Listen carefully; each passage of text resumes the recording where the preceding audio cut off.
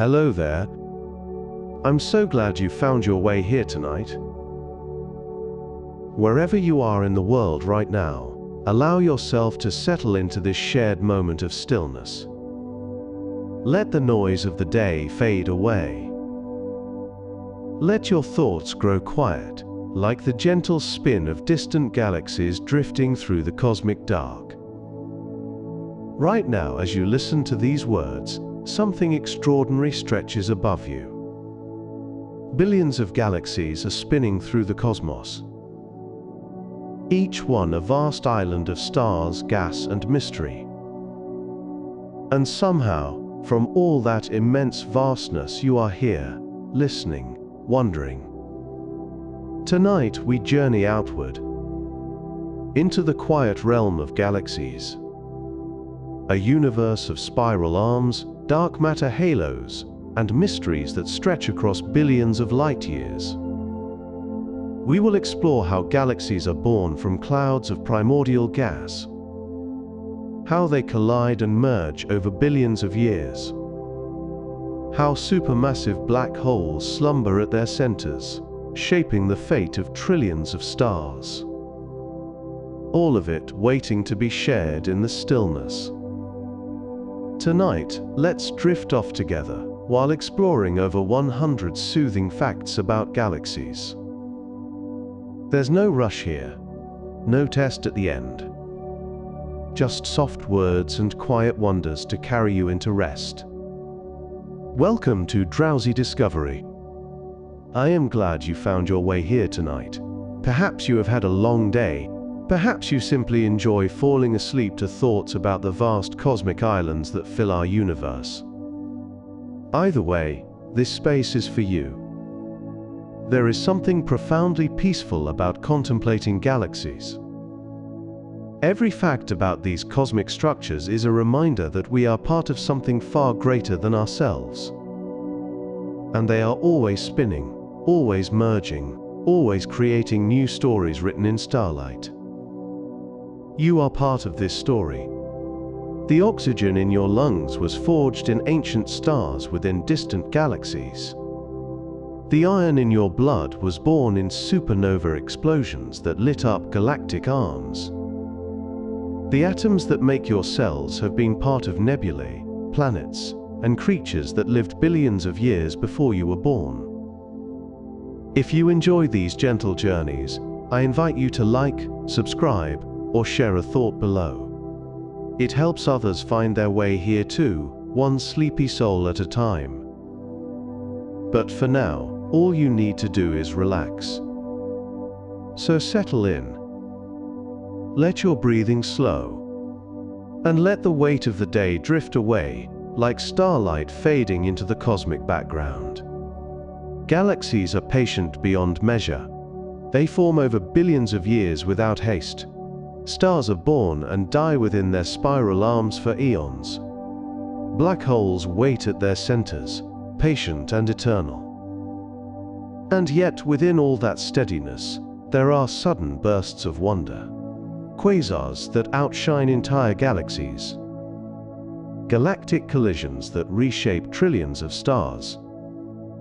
Cosmic jets that stretch for millions of light years. Tonight, we will wander through this magnificent outer world. We will meet the forces that shape galaxies and discover processes that determine the fate of countless stars. And we will uncover truths about these cosmic islands that may surprise even the most curious minds. But there is no hurry. Galaxies have been spinning for nearly 14 billion years. They can wait a little longer while you rest. Let us begin with the quiet fundamentals of galactic structure. Galaxies are vast islands of stars, gas, dust, and dark matter.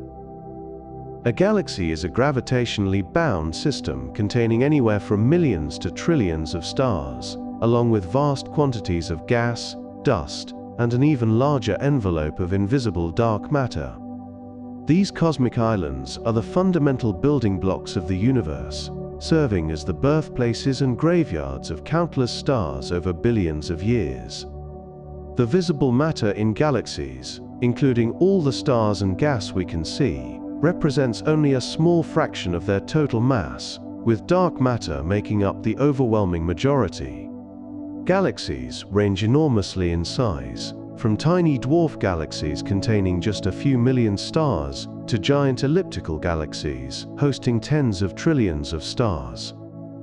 The spaces between galaxies are not truly empty, but contain thin wisps of intergalactic gas and the occasional rogue star ejected from its home galaxy.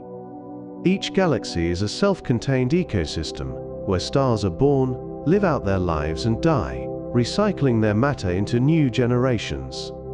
When you look at the night sky, nearly every point of light you see is a star within our own galaxy, the Milky Way. The Milky Way contains between 200 and 400 billion stars.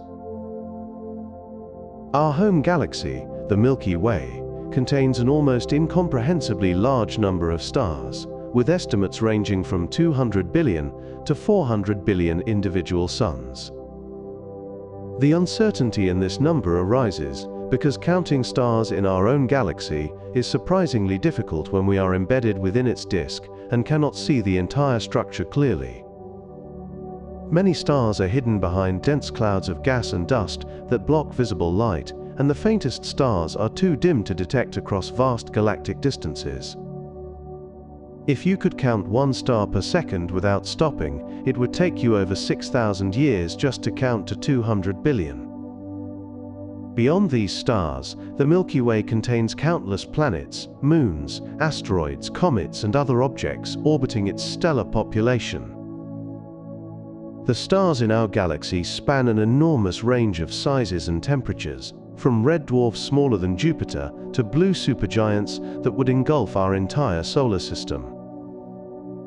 Each of these hundreds of billions of stars represents a potential home for planetary systems, and perhaps even life. There may be more galaxies in the observable universe than grains of sand on Earth. The observable universe contains an estimated 2 trillion galaxies, a number so vast that it likely exceeds the total count of sand grains on all the beaches and deserts of Earth. This staggering figure was revised upward by observations from the Hubble Space Telescope and subsequent analysis, suggesting that earlier estimates of around 200 billion galaxies were far too conservative. Most of these galaxies are small, faint, and extremely distant, lying beyond the detection capabilities of even our best telescopes. As we look deeper into space with more sensitive instruments, we continue to find galaxies where we previously saw only darkness. Each of these 2 trillion galaxies contains millions to trillions of stars, making the total number of stars in the observable universe almost beyond human comprehension.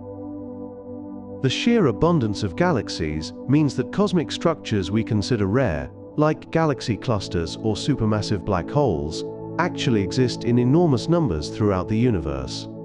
This vast cosmic population reminds us that our Milky Way is just one island among trillions in the cosmic ocean.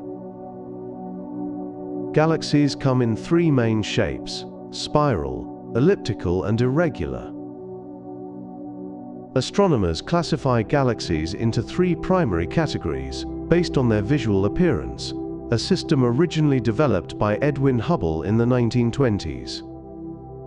Spiral galaxies like the Milky Way feature beautiful curved arms wrapping around a central bulge, giving them a pinwheel-like appearance when viewed face-on.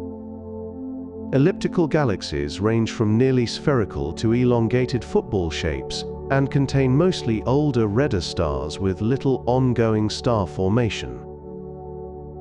Irregular galaxies lack the symmetrical structure of spirals or ellipticals, and often appear chaotic or fragmented, sometimes as a result of gravitational interactions with other galaxies. Within these broad categories exist numerous subtypes, including barred spirals with a central bar of stars and lenticular galaxies that are intermediate between spirals and ellipticals. The shape of a galaxy tells us much about its history, with elliptical galaxies often being the products of ancient mergers and spirals representing relatively undisturbed evolution. Galaxy classification helps astronomers understand how these cosmic structures form and evolve over billions of years. Some galaxies are over 100 times larger than the Milky Way. While the Milky Way is a substantial galaxy, measuring about 100,000 light-years across, it is dwarfed by the largest galaxies in the universe, which can span over 1,000,000 light-years. These giant galaxies, typically massive ellipticals found at the centers of galaxy clusters, contain tens of trillions of stars compared to our few hundred billion. IC1101, one of the largest known galaxies, is estimated to be about 4 million light-years in diameter, making it roughly 40 times wider than the Milky Way. These cosmic behemoths grew so large, primarily through the merger and absorption of countless smaller galaxies over billions of years. The supermassive black holes at the centers of these giant galaxies are correspondingly enormous, sometimes containing tens of billions of solar masses. Despite their immense size, giant galaxies are relatively rare in the universe, with most galaxies being much smaller dwarf systems. The existence of such extreme galaxies demonstrates the remarkable range of scales that cosmic evolution can produce. Without dark matter, galaxies would simply fly apart. The stars at the outer edges of galaxies orbit so fast that they should be flung out into intergalactic space, if only the visible matter provided gravitational attraction. This discrepancy between expected and observed rotation speeds was one of the first clues that galaxies contain vast amounts of invisible mass we now call dark matter. Dark matter provides the additional gravitational glue that holds galaxies together, keeping their stars bound in stable orbits rather than escaping into the cosmic void. Without this invisible scaffolding, the beautiful spiral arms and stable disk structures of galaxies could not exist in their present form. The dark matter in a typical galaxy outweighs all its stars, gas and dust, by a factor of roughly 5 to 1. This mysterious substance neither emits nor absorbs light, making it detectable only through its gravitational influence on visible matter.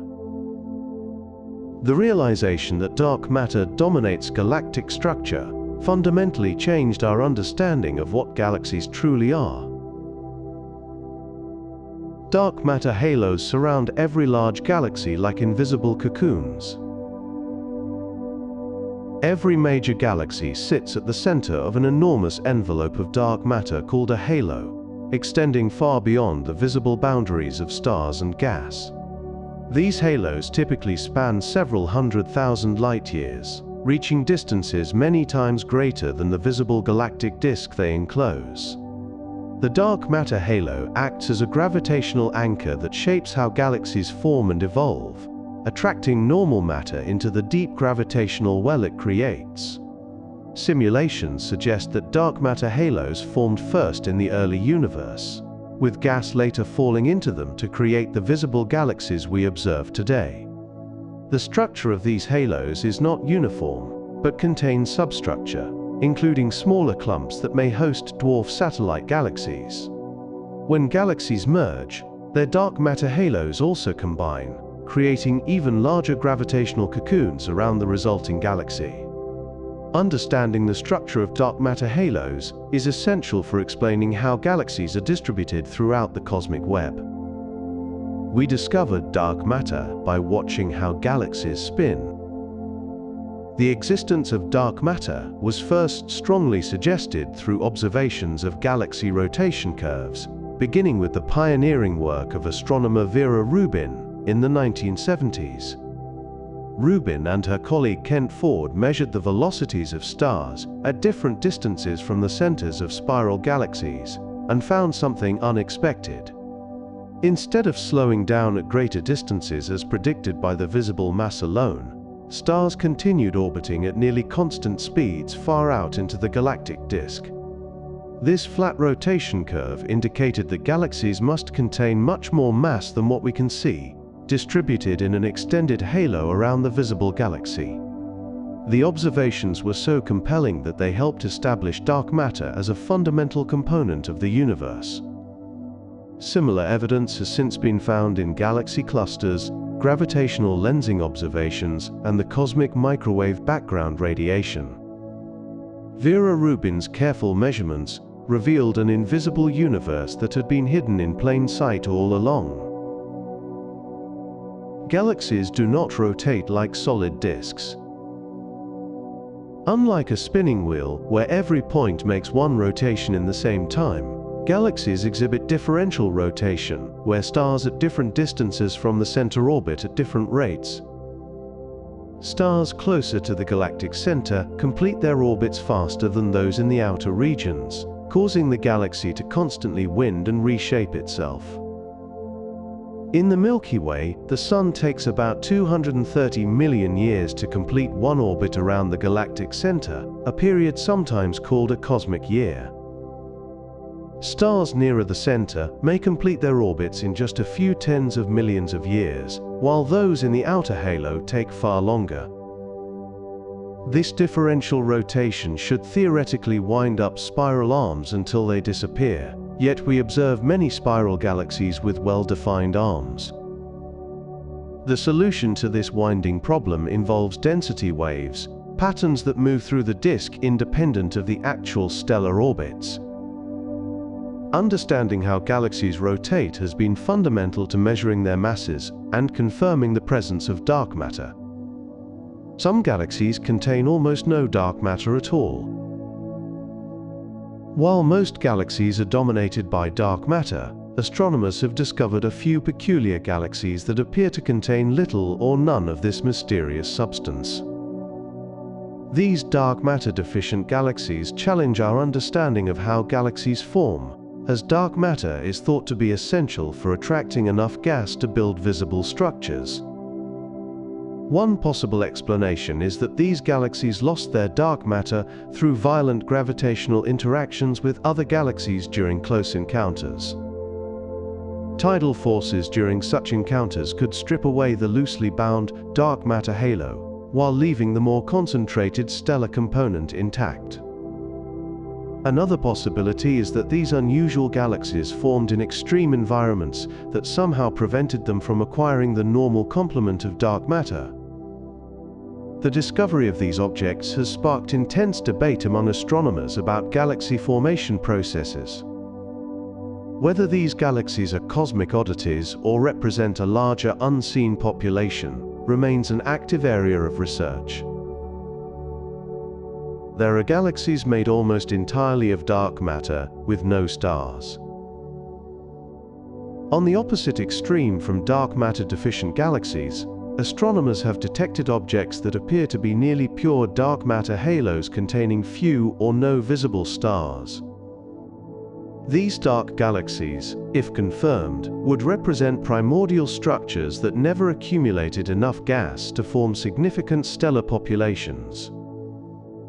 Evidence for such objects comes from the effects they produce on their surroundings, including gravitational lensing of background light and disturbances in streams of gas. Some theoretical models predict that countless dark galaxies should exist throughout the universe, remnants of the earliest epochs of structure formation. In the early universe, conditions may not have been right for star formation in all dark matter halos, leaving some to remain starless to the present day. Detecting these invisible galaxies is extremely challenging, since they emit no light of their own and can only be found through indirect gravitational effects. If dark galaxies exist in abundance, they could help explain why we observe fewer dwarf galaxies around the Milky Way than simulations predict. Nearly every large galaxy has a supermassive black hole at its center. At the heart of virtually every major galaxy lurks a supermassive black hole, an object containing millions to billions of times the mass of our Sun compressed into a region smaller than our solar system. The Milky Way's central black hole, called Sagittarius A star, contains about 4 million solar masses and sits roughly 26,000 light-years from Earth. These cosmic monsters are thought to have grown alongside their host galaxies, fed by infalling gas and the occasional star that wandered too close. The relationship between supermassive black holes and their host galaxies is remarkably consistent, with larger galaxies hosting proportionally larger black holes. This correlation suggests that black holes and galaxies co-evolve, each influencing the other's growth through gravitational and energetic feedback. Despite their fearsome reputation, supermassive black holes pose no direct threat to objects like our solar system, which orbit at safe distances. The discovery that every major galaxy harbors such a behemoth was one of the most surprising astronomical findings of recent decades.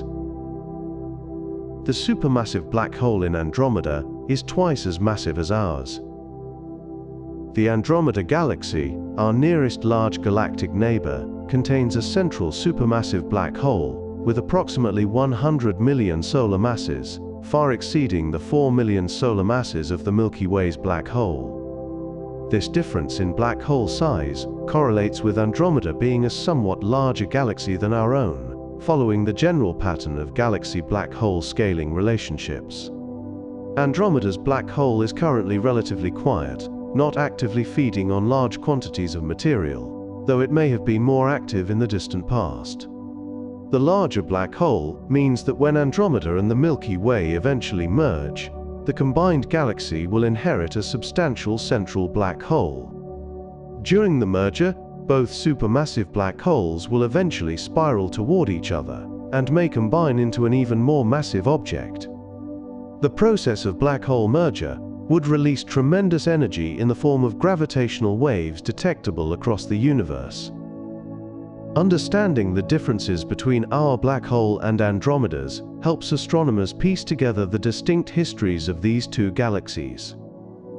Some galaxies harbor two supermassive black holes orbiting each other. When galaxies merge, their central black holes eventually sink toward the center of the remnant galaxy and begin orbiting each other as a binary pair. These supermassive black hole binaries represent an intermediate stage in galactic mergers, before the two black holes finally coalesce into a single more massive object. Astronomers have identified several candidate binary supermassive black hole systems, some separated by just a few light-years and completing orbits in mere centuries. The final merger of such binaries is expected to produce the most powerful gravitational wave signals in the universe, potentially detectable by future space-based observatories. Before merging, black hole binaries can dramatically affect their surroundings, ejecting stars and gas in a process called gravitational slingshot. Some binary black holes may stall at close separations, unable to shed enough orbital energy to complete their merger for billions of years. The existence of these binary systems provides direct evidence that galaxy mergers are common events in cosmic history. Black holes can influence the fate of entire galaxies.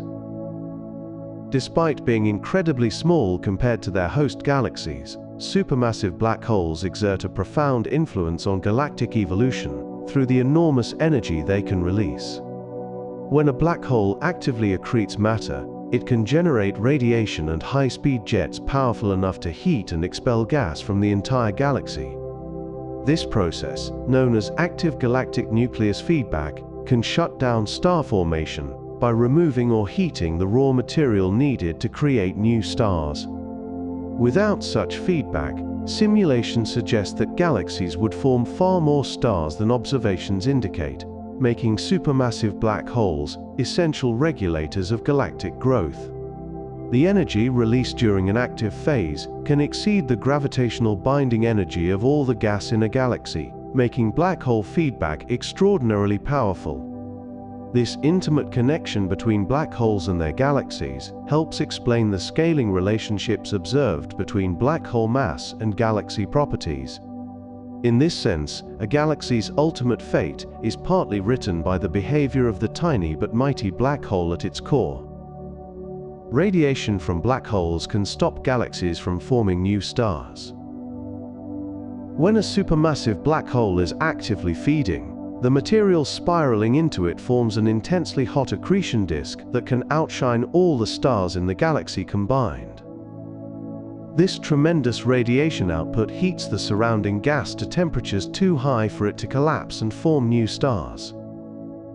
The phenomenon, known as quenching, can effectively end all star formation in a galaxy, transforming it from an active star-forming system to a quiet, aging population of old stars. Additionally, powerful winds and jets driven by the black hole can physically expel gas from the galaxy entirely, removing the fuel for future star formation. Many massive elliptical galaxies show evidence of having been quenched billions of years ago, and their central black holes are the prime suspects. This process creates a feedback loop, where black hole activity suppresses gas accretion, which then allows the black hole to quiet down until fresh gas arrives.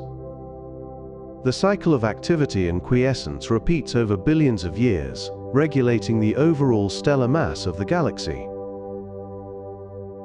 Some galaxies contain off-center black holes drifting through space. While supermassive black holes normally sit quietly at the centers of their host galaxies, some have been found displaced from their expected positions, wandering through galactic space. These off-center black holes are thought to result from galaxy mergers, where the gravitational interaction produced a recoil kick that sent the merged black hole moving. The kick occurs when gravitational waves are emitted asymmetrically during the final coalescence of two merging black holes, imparting momentum to the remnant. In extreme cases, the recoil velocity can exceed the escape velocity of the galaxy, ejecting the black hole into intergalactic space entirely. More commonly, the black hole oscillates around the galactic center, gradually settling back to the core over hundreds of millions of years. Detecting off-center black holes is challenging because they may not be actively accreting and producing observable radiation. The existence of wandering supermassive black holes adds a dynamic element to our picture of galactic centers as stable, unchanging regions. A quasar is a galaxy whose black hole outshines all its stars. Quasars are among the most luminous objects in the known universe, powered by supermassive black holes that are actively consuming enormous quantities of gas and dust. The material falling toward the black hole forms an accretion disk that reaches temperatures of millions of degrees, radiating energy across the entire electromagnetic spectrum. A single quasar can emit more light than 1 trillion suns, easily outshining all the hundreds of billions of stars in its host galaxy combined. When first discovered in the 1960s, quasars appeared star-like in images, but had bizarre spectra that puzzled astronomers until their true nature was understood. We now know that quasars are simply the active nuclei of galaxies, viewed during periods of intense black hole feeding. The extreme luminosity of quasars allows us to detect them across most of the observable universe, serving as beacons that illuminate the distant cosmos. Studying quasars has revealed much about the early universe and the growth of supermassive black holes over cosmic time. Some quasars can flicker from bright to quiet in just a few years. Despite being entire galaxies in scope, some quasars have been observed to dramatically change their brightness over remarkably short human timescales of just a few years. These changing-look quasars can fade from brilliant luminosity to relative dimness, or suddenly brighten from a quiet state, challenging our understanding of black hole feeding processes. The rapid variability indicates that the fuel supply to the central black hole can be interrupted or resumed fairly quickly, though the exact mechanisms remain under investigation. Some researchers suggest that gaps in the accretion disk, or changes in the orientation of obscuring material, could explain the sudden transitions. The discovery of changing-look quasars has blurred the traditional classifications of active galactic nuclei, which were thought to represent fundamentally different types of objects. Monitoring these variable quasars provides insight into the dynamics of accretion processes occurring close to the black hole's event horizon. These cosmic lighthouses can flicker on human timescales, despite involving processes operating across light-years of space. The light from quasars can travel over 10 billion years to reach us. The most distant known quasars are so far away that their light has been traveling toward us for more than 13 billion years, arriving from when the universe was less than a billion years old. These ancient beacons allow us to study conditions in the early universe, including the distribution of gas, the formation of early galaxies, and the growth of the first supermassive black holes. The existence of billion solar mass black holes so early in cosmic history is itself a puzzle, as they seem to have grown remarkably quickly after the Big Bang. When we observe these distant quasars, we are looking back in time and seeing the universe as it was during its cosmic infancy. The intervening space through which the light travels contains gas clouds that absorb specific wavelengths, leaving an imprint that reveals the composition and state of intergalactic matter. Quasars serve as cosmic flashlights that illuminate the otherwise invisible structures between us and the distant universe. Each ancient quasar we discover is a window into the processes that shaped the universe we inhabit today. Quasars were more common in the early universe. Observations reveal that quasar activity peaked when the universe was roughly 2 to 3 billion years old, with far fewer active quasars existing in the present-day cosmos. This decline in quasar numbers reflects the changing conditions for black hole feeding over cosmic time, as gas supplies have been depleted or stabilized in mature galaxies. In the early universe, galaxies were merging more frequently, providing fresh fuel that triggered quasar activity in the resulting systems. As the universe expanded and galaxy mergers became less common, the opportunities for supermassive black holes to switch on as quasars diminished. Additionally, feedback from earlier quasar episodes may have heated or expelled gas from galaxies, making subsequent activation less likely. The evolution of the quasar population provides a tracer for cosmic history, revealing when black holes were most actively growing and when star formation was peaking. By studying quasars across different cosmic epochs, astronomers can reconstruct the growth history of supermassive black holes throughout the universe. The core of the Milky Way may once have blazed as bright as a quasar. Today, the Milky Way's central black hole is relatively dormant, quietly lurking at the galactic center without significant accretion activity. However, evidence suggests that our galaxy experienced periods of intense activity in the past, when the central black hole was feeding voraciously and may have shone as a quasar. Giant bubbles of gamma-ray emitting gas extending above and below the galactic plane, discovered by the Fermi Space Telescope, may be relics of such an active period. These Fermi bubbles span 50,000 light-years and could have been inflated by powerful jets from the black hole millions of years ago. If our ancestors had been around when the Milky Way's core was active, the night sky would have been illuminated by a brilliant point of light rivaling the moon. The cycle of activity and dormancy seen in other galaxies almost certainly applies to our own, with our current quiet phase being just one chapter in a longer story. The evidence of past activity reminds us that even our apparently peaceful galaxy has had a turbulent history. Active galactic nuclei can flicker like cosmic beacons. Active galactic nuclei, the energetic cores of galaxies powered by accreting black holes, exhibit variability across all timescales from hours to years. This flickering arises from instabilities in the accretion disk, changes in the infall rate of material, and variations in the orientation of jets and obscuring structures. Some active nuclei brighten and dim in regular cycles, while others show chaotic, unpredictable fluctuations that keep astronomers guessing. The variability provides clues about the physical conditions very close to the black hole, in regions too small to image directly with current telescopes. By monitoring how the brightness changes over time, astronomers can estimate the size and structure of the emitting regions through a technique called reverberation mapping. Different types of active nuclei show characteristic variability patterns that help distinguish between various physical scenarios.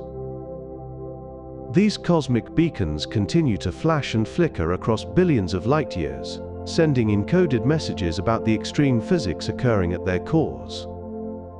The Milky Way is a barred spiral galaxy about 100,000 light-years across.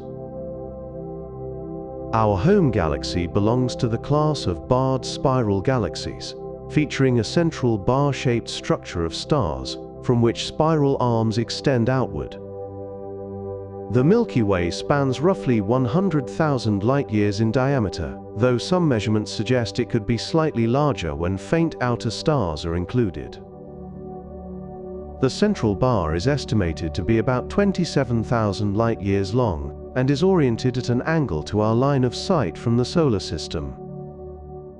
Two major spiral arms wind outward from the ends of the bar, with several smaller arm segments and spurs between them. Our Sun is located about 26,000 light-years from the galactic center, positioned on a minor arm or spur called the Orion Arm. Understanding the exact structure of the Milky Way is challenging because we are embedded within it and cannot see it from outside. Radio observations of hydrogen gas and infrared mapping of stars have gradually revealed the grand design of our cosmic home. Our galaxy is being stretched apart by cosmic tidal forces. The Milky Way experiences significant gravitational tidal forces from its interactions with neighboring galaxies, particularly the approaching Andromeda Galaxy and the orbiting Magellanic Clouds. These tidal forces stretch and distort the outer regions of our galaxy, influencing the distribution of stars and gas in the galactic halo. The gravitational pull from the large and small Magellanic Clouds has created features like the Magellanic Stream, a river of gas extending across the sky. As the Milky Way and Andromeda continue their approach toward each other, the tidal distortions will intensify, eventually reshaping both galaxies dramatically. The outer halo of the Milky Way already shows evidence of past tidal interactions, including streams of stars stripped from devoured dwarf galaxies. These gentle cosmic stretching forces operate over millions of years, slowly transforming the shape of our galaxy. Even our apparently stable galactic home is constantly being reshaped by gravitational forces from the cosmic environment around it. The Milky Way's spiral arms might be temporary patterns. One of the long-standing mysteries about spiral galaxies is how their beautiful arms persist for billions of years without winding up and disappearing due to differential rotation. A leading theory suggests that spiral arms are not fixed structures of specific stars, but rather density waves, patterns that pass through the disk like ripples through water. Stars and gas clouds slow down as they enter an arm, creating a traffic jam that compresses gas and triggers star formation. The bright young stars born in the arms give the impression of permanent structures, but individual stars pass through the arms and move on as the pattern propagates. This means the spiral arms we see today are not the same as those that existed a billion years ago, even though the overall pattern persists. Alternative theories suggest that some spiral structure is transient, constantly forming and dissolving due to gravitational instabilities in the disk. Whether spiral arms are long-lived density waves or ephemeral patterns remains an active topic of research in galactic astronomy. the Milky Way is surrounded by invisible stellar streams from devoured galaxies. Orbiting around the Milky Way are numerous streams of stars that trace out the gravitational debris from dwarf galaxies, torn apart by our galaxy's tidal forces. These stellar streams are the ghostly remnants of smaller galaxies that ventured too close and were slowly shredded over hundreds of millions of years. The most prominent is the Sagittarius stream, which wraps around our galaxy in a great arc and represents the ongoing destruction of the Sagittarius dwarf galaxy. By mapping these streams, astronomers can reconstruct the accretion history of the Milky Way and determine how many galaxies have been consumed over cosmic time. The streams also serve as sensitive probes of the dark matter distribution, as their shapes are influenced by the gravitational potential they orbit within. Some streams contain millions of stars stretched across tens of thousands of light-years, forming ribbons of light invisible to the naked eye, but detectable with careful surveys. These fossil records of galactic cannibalism reveal that our seemingly peaceful Milky Way has a violent history of cosmic predation. The Milky Way moves through space at nearly 600 kilometers per second. Our galaxy is not stationary, but hurtles through the cosmos at a tremendous velocity, composed of several different motions superimposed on each other.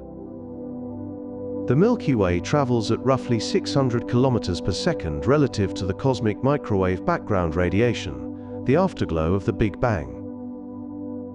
This motion is driven partly by the gravitational pull of massive structures like the Great Attractor, a vast concentration of galaxies toward which our local supercluster is falling.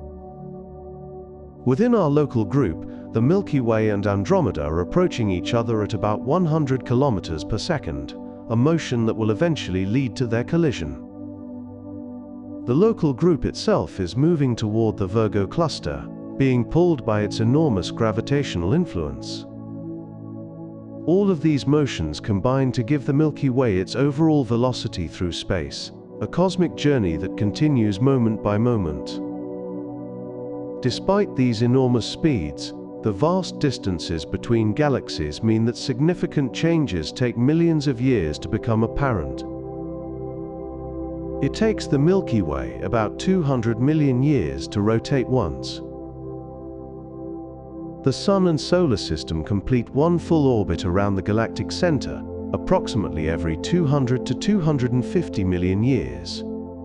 A period sometimes called a galactic year or cosmic year. At our distance of about 26,000 light-years from the center, we travel around the galaxy at roughly 800,000 kilometers per hour, yet this speed still requires over 200 million years to complete the circuit. Since the Sun formed about 4.6 billion years ago, it has completed only about 20 orbits around the Milky Way. During just one galactic year, profound changes occur on Earth, including major evolutionary transitions, mass extinctions, and continental reconfigurations. The concept of a galactic year provides a humbling perspective on cosmic timescales, reminding us that the processes shaping galaxies operate over inconceivably long periods. Different parts of the galaxy rotate at different rates, with stars closer to the center completing their orbits faster than those in the outer reaches. This ongoing rotation has persisted since the Milky Way formed billions of years ago, and will continue for billions more. The stars in the Milky Way's halo are much older than those in its disk. While the disk of the Milky Way contains stars of various ages including recently formed blue giants, the spherical halo surrounding our galaxy is populated almost exclusively by ancient stars. Many halo stars are over 12 billion years old, having formed when the universe itself was in its infancy, and the Milky Way was just beginning to take shape. These elderly stars are poor in heavy elements, reflecting the primordial nature of the gas from which they formed before generations of stellar nucleosynthesis enriched the cosmos. The contrast between the young disk and old halo tells the story of galactic formation, with the halo representing early stellar populations that existed before the disk had fully developed. Globular clusters, dense spherical collections of hundreds of thousands of ancient stars, also inhabit the halo and share this ancient heritage. Studying halo stars provides a window into the earliest epochs of our galaxy's history, revealing conditions that existed billions of years before our Sun was born. These stellar fossils are living records of the Milky Way's formation, preserved in their orbits and compositions. Some stars in the Milky Way were born in other galaxies. Not all the stars we see in the Milky Way originated here, as many were captured from smaller galaxies that the Milky Way has absorbed over billions of years. These immigrant stars can sometimes be identified by their distinctive chemical compositions, velocities, or orbital patterns that differ from stars born in situ. Detailed stellar surveys have revealed that a substantial fraction of stars in the galactic halo came from accreted dwarf galaxies, with some estimates suggesting tens of % of halo stars have extragalactic origins. The most dramatic example is the stars from the Gaia Enceladus system, a dwarf galaxy that merged with the Milky Way roughly 10 billion years ago, and contributed many of the stars we now see in the inner halo. Stars from the ongoing destruction of the Sagittarius dwarf galaxy continue to be added to the Milky Way today. Tracing the origins of individual stars helps astronomers reconstruct the merger history of our galaxy and understand how large galaxies grow through hierarchical assembly. Our galaxy is thus a mosaic of stellar populations with diverse origins woven together by gravity. We can trace ancient mergers by mapping stellar streams. The debris from past galactic collisions is preserved in the form of stellar streams, elongated structures of stars that share similar orbits and trace out the path of their disrupted parent galaxy. By carefully measuring the positions and velocities of stars throughout the Milky Way halo, astronomers can identify these streams and work backward to reconstruct the galaxies they came from. Advanced surveys like those from the Gaia Space Observatory have revealed dozens of distinct streams, each representing a different ancient encounter. The shape and extent of each stream reveals information about when the merger occurred and the properties of the original dwarf galaxy. Some streams wrap around the Milky Way multiple times, indicating that the disruption has been ongoing for billions of years. Others are more compact, representing more recent or more distant interactions. This stellar archaeology allows us to read the history of cosmic collisions, written in the motions and chemistries of stars scattered across our galaxy. The Milky Way has absorbed dozens of smaller galaxies over time. Our galaxy has grown substantially over its history, through the gravitational capture and disruption of numerous smaller dwarf galaxies that wandered too close. Estimates based on stellar stream discoveries and chemical analyses suggest that the Milky Way has absorbed at least several dozen minor galaxies over the past 12 billion years. Some of these mergers were significant events that added substantial stellar mass and may have triggered bursts of star formation or altered the structure of the disk.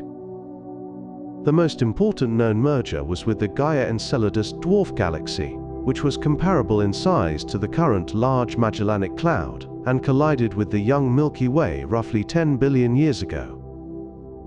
More recent acquisitions continue today, with the Sagittarius dwarf galaxy currently being stretched apart and absorbed into our stellar population. This process of hierarchical growth through mergers is fundamental to how all large galaxies form and evolve. The Milky Way we see today is the accumulated result of countless cosmic meals consumed over billions of years. Dwarf galaxies can orbit larger ones, like moons around planets. Just as moons orbit planets and planets orbit stars, small dwarf galaxies can become gravitationally bound to larger galaxies and orbit them for billions of years. The Milky Way is accompanied by a swarm of at least 50 known satellite galaxies, most of which are tiny dwarf systems containing just millions of stars compared to our hundreds of billions.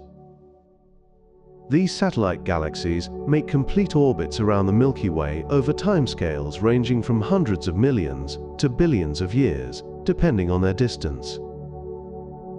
During their orbits, satellites experience tidal forces that can gradually strip away stars and eventually completely destroy the dwarf, adding its contents to the larger galaxy.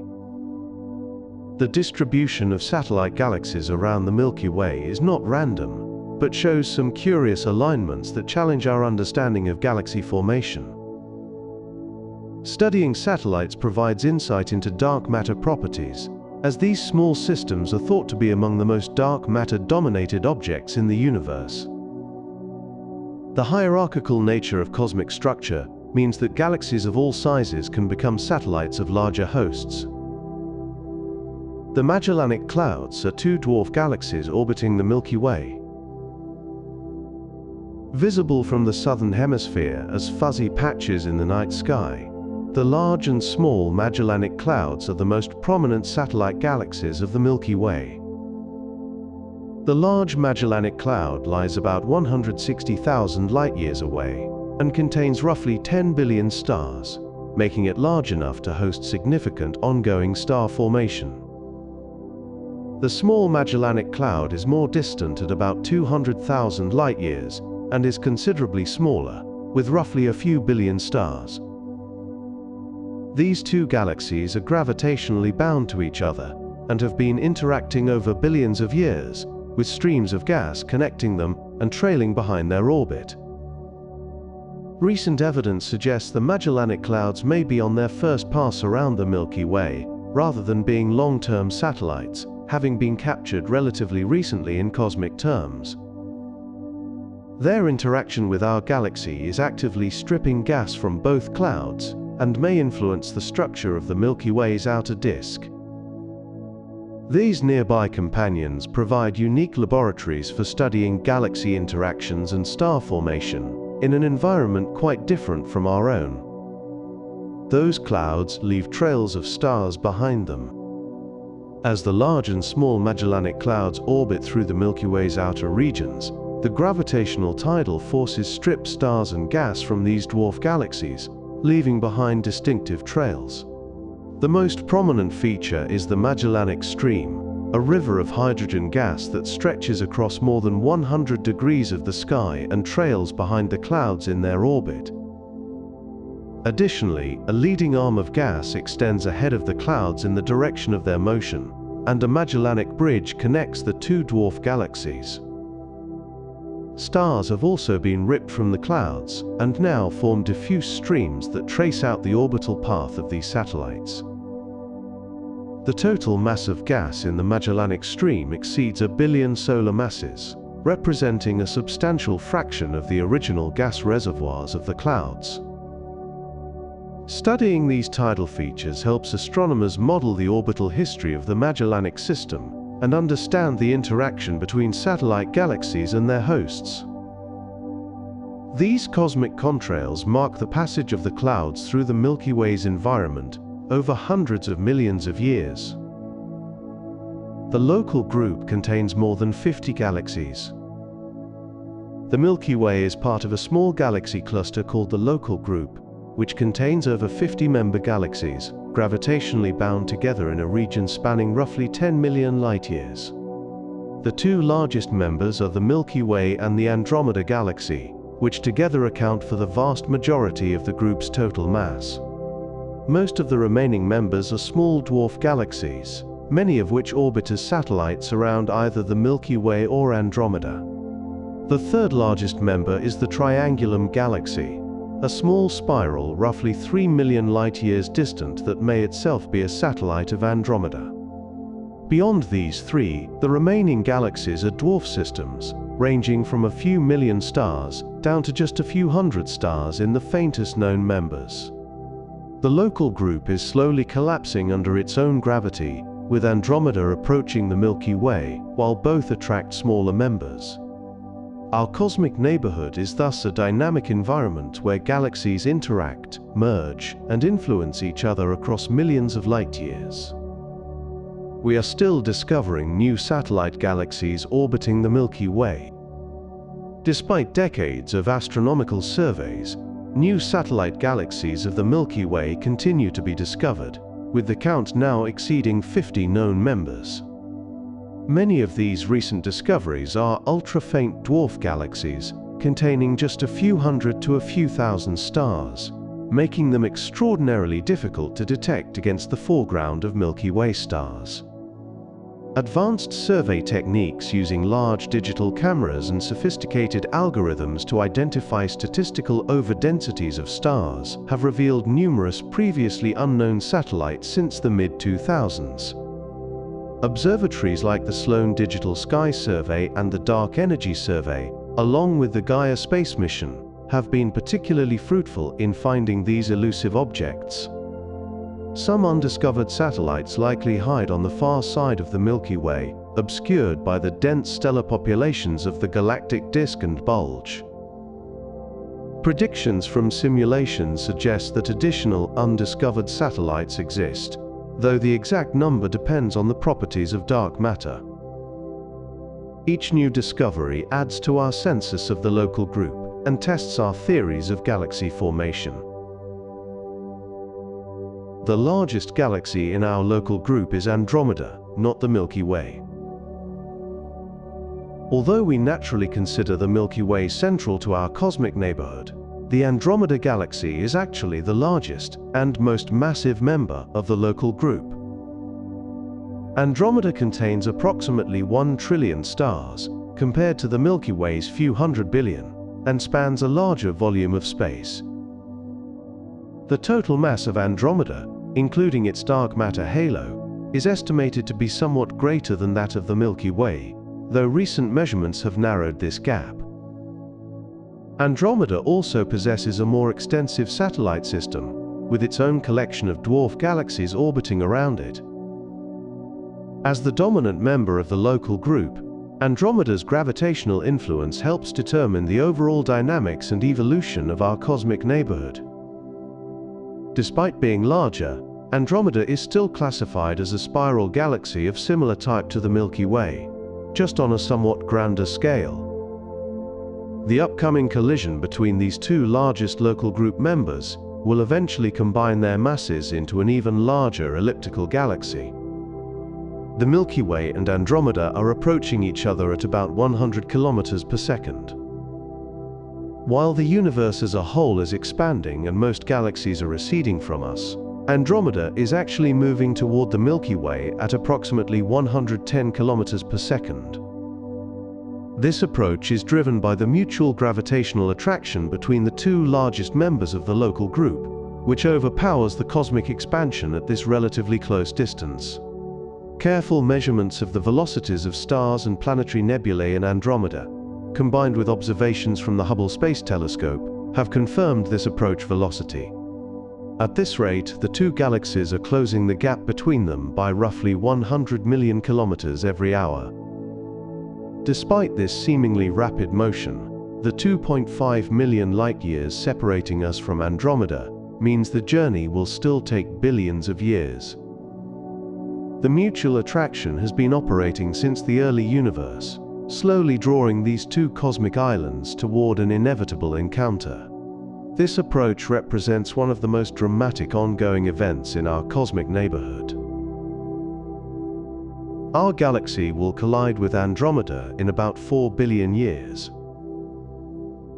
Precise measurements of Andromeda's motion indicate that it will collide with the Milky Way in approximately 4 to 5 billion years, initiating one of the most spectacular events in our galaxy's history.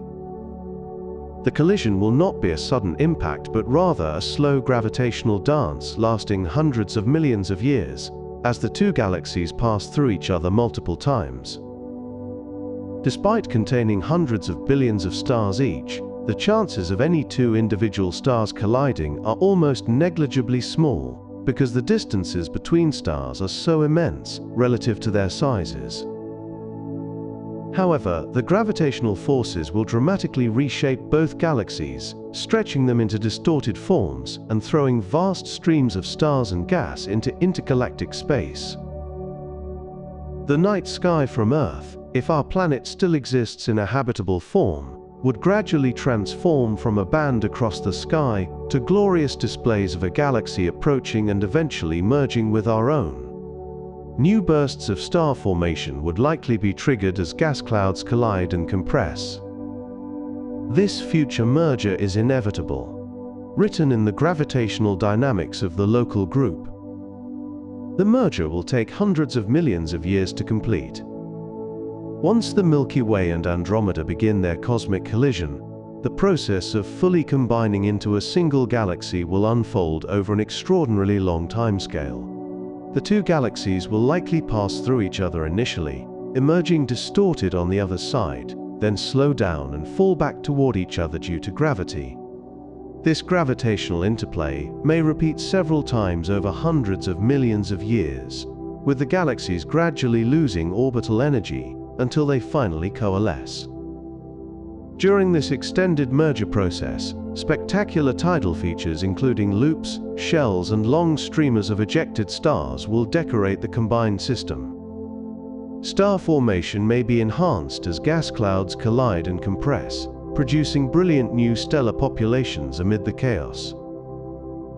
The central supermassive black holes of both galaxies will eventually spiral toward each other and merge, releasing enormous amounts of energy. When the dust settles after perhaps 1 billion years, a single large elliptical galaxy will remain where two spirals once existed. When the galaxies merge, their black holes may spiral together and combine.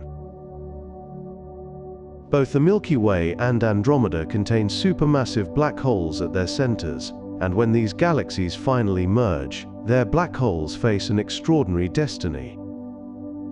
Dynamical friction from surrounding stars will cause the two black holes to sink toward the center of the merged galaxy, spiraling ever closer together over millions of years. As they approach within light years of each other, they will begin orbiting as a binary pair, eventually close enough that gravitational wave emission dominates their energy loss. The final coalescence will release an enormous burst of gravitational waves more powerful than any event since the Big Bang, detectable throughout the universe by future space-based observatories.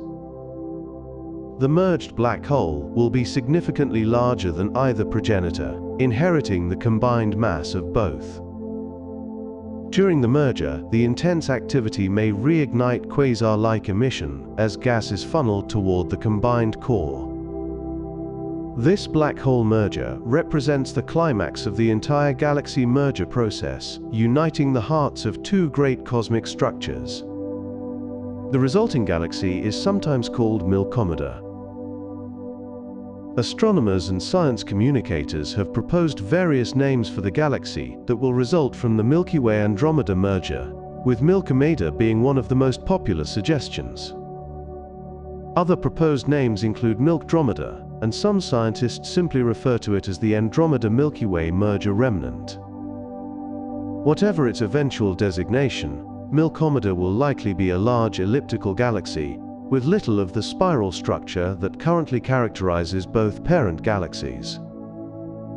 The merger will transform the graceful spiral arms of both galaxies into a more chaotic elliptical form, dominated by older stellar populations moving on random orbits. Milkomeda will inherit the satellite galaxies of both parent systems, the combined supermassive black hole, and the remnant gas and dust not expelled during the merger. The Sun, if it still exists as a white dwarf by that time, might find itself orbiting at a very different location from its current position. This future galaxy represents the ultimate fate of our cosmic home, though the word home will have taken on an entirely new meaning by then. Galactic mergers can take billions of years to complete. When two galaxies begin interacting gravitationally, the complete process of merging into a single system typically unfolds over 1 to 2 billion years or even longer. The extended timescale reflects the complicated gravitational dynamics involved, with galaxies making multiple passes and progressively losing orbital energy through dynamical friction. During a merger, tremendous forces reshape both systems, flinging stars into long tidal tails and triggering complex patterns of infall and ejection. The process is not a simple combination, but a complete restructuring of both stellar populations into a new configuration. Major mergers between galaxies of comparable size typically result in elliptical galaxies, while minor mergers where a small galaxy is absorbed by a larger one may leave the host relatively undisturbed. The diversity of merger outcomes depends on the mass ratio of the galaxies, their relative velocities, the orientation of their approach, and whether they are gas-rich or gas-poor. Simulating galaxy mergers requires powerful supercomputers to track the billions of gravitational interactions involved. The Milky Way is eating the Sagittarius dwarf galaxy right now. At this very moment, the Milky Way is in the process of absorbing the Sagittarius dwarf elliptical galaxy, a small galaxy that has been torn apart by repeated passages through our galaxy's disk. The Sagittarius galaxy orbits through the Milky Way approximately every billion years, and with each passage more of its stars are stripped away and incorporated into our galactic halo. Stellar streams tracing the debris from this ongoing destruction wrap completely around the Milky Way, forming a great ring of stars that marks the orbital path of the doomed dwarf. The remaining core of the Sagittarius galaxy contains only a fraction of its original mass, a shadow of the much larger galaxy it once was. This ongoing consumption demonstrates that galactic mergers are not ancient history, but active processes happening around us today. The stars being stripped from Sagittarius are becoming indistinguishable from native Milky Way stars, their extragalactic origin erased by their new galactic home. In another few billion years, Sagittarius will be completely absorbed, its identity lost within the vast population of the Milky Way halo. Some collisions leave behind tidal tails stretching for thousands of light years. During galaxy collisions, the gravitational forces can draw out long streamers of stars and gas called tidal tails that extend far beyond the visible boundaries of the interacting systems. These spectacular features can stretch for hundreds of thousands of light years, containing billions of stars ripped from their parent galaxies by the tidal forces of the encounter. The antennae galaxies provide one of the most dramatic examples, with twin tidal tails extending outward like cosmic antennae from the colliding cores. Tidal tails form primarily on the side of each galaxy opposite to its collision partner, pulled outward as the galaxies swing past each other. The stars within these tails are no longer gravitationally bound to either galaxy, and may eventually form independent dwarf galaxies or disperse into intergalactic space. Gas in tidal tails can collapse and form new stars, creating blue streaks of young stellar populations amidst the ejected material. These features serve as spectacular visual evidence of the violence of galactic collisions, preserved in elongated structures that persist for hundreds of millions of years. Some galaxies are almost entirely made of stars from other galaxies. The largest elliptical galaxies found at the centers of galaxy clusters are thought to have assembled almost entirely through the cannibalistic consumption of smaller galaxies over cosmic time. These CD galaxies, as astronomers classify them, grow by gravitationally capturing and absorbing other galaxies that fall toward the cluster center. Through hundreds of mergers over billions of years, they become enormous stellar systems containing trillions of stars, most of which were born in a multitude of different smaller galaxies. The smooth, featureless appearance of these giants belies their violent assembly history, with the original identities of their meal galaxies dissolved into a uniform stellar population. Extended envelopes of light surrounding these galaxies contain the loosely bound stars from disrupted systems. The supermassive black holes at their centers grow correspondingly large through the successive mergers of smaller black holes brought in by captured galaxies. These cosmic predators represent the extreme end of hierarchical galaxy formation. We found galaxies that rotate the wrong way. In some interacting galaxy systems, astronomers have discovered smaller galaxies that orbit or rotate in the opposite direction to the rotation of their larger companion. These counter-rotating systems are typically the result of mergers, or captures, where the incoming galaxy approached from an unusual angle relative to the host's spin. In the most extreme cases, material within a single galaxy can be found rotating in opposite directions, with inner and outer regions spinning contrary to each other. Such configurations are clear signatures of past merger activity, as the angular momentum of the captured galaxy can persist even after it has been absorbed. Counter-rotating disks and rings within galaxies challenge the simple picture of galaxies as smoothly spinning systems with uniform rotation.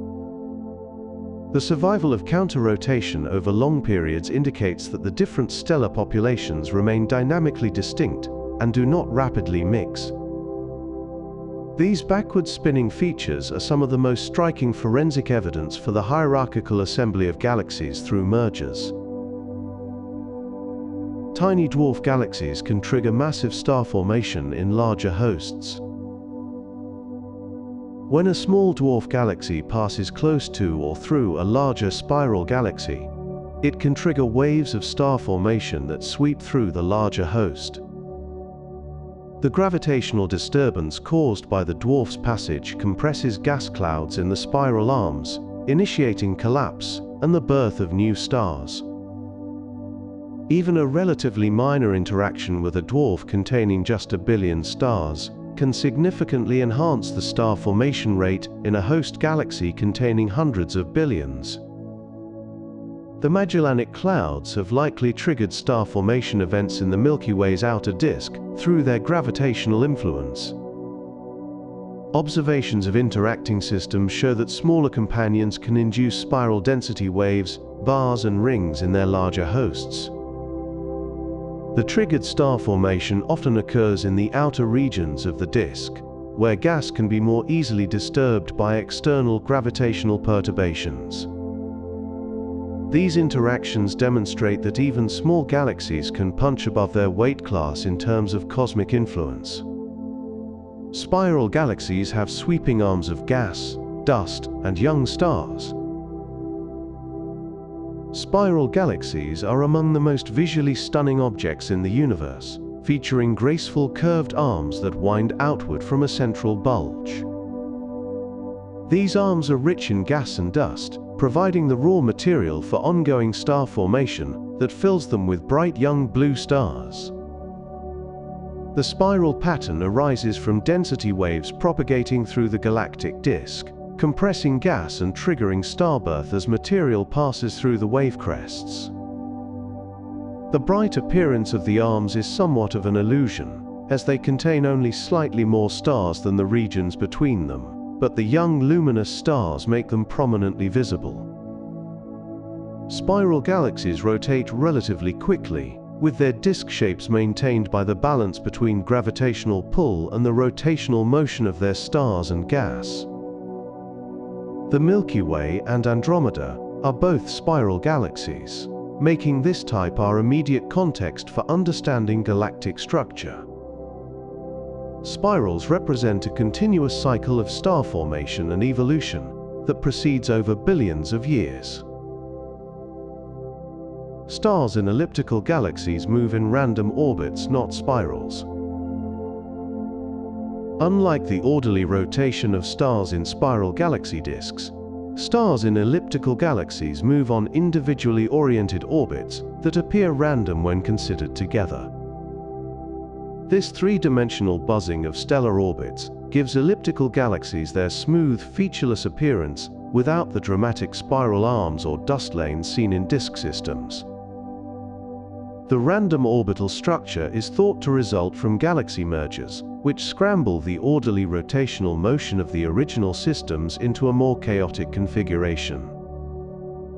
Elliptical galaxies range from nearly spherical to highly elongated football shapes, classified along a sequence from E0 to E7, based on their apparent ellipticity.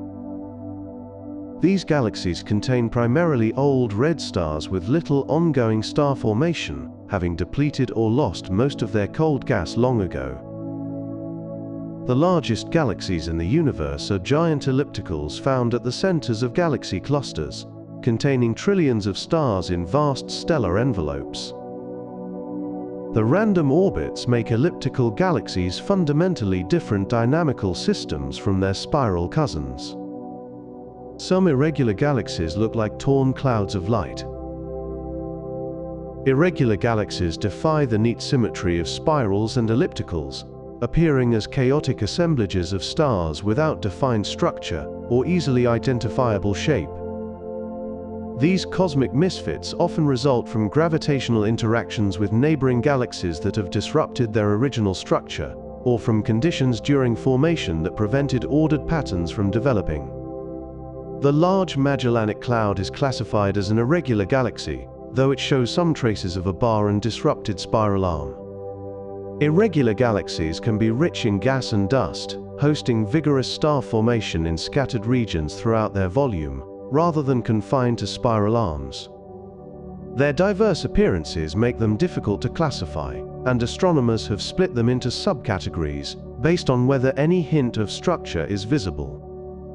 Despite their disorganized appearance, irregular galaxies follow the same physical laws as other galaxies and contain familiar components of stars, gas, dust, and dark matter. These jumbled cosmic clouds represent galaxies that took a different evolutionary path from their more structured neighbors.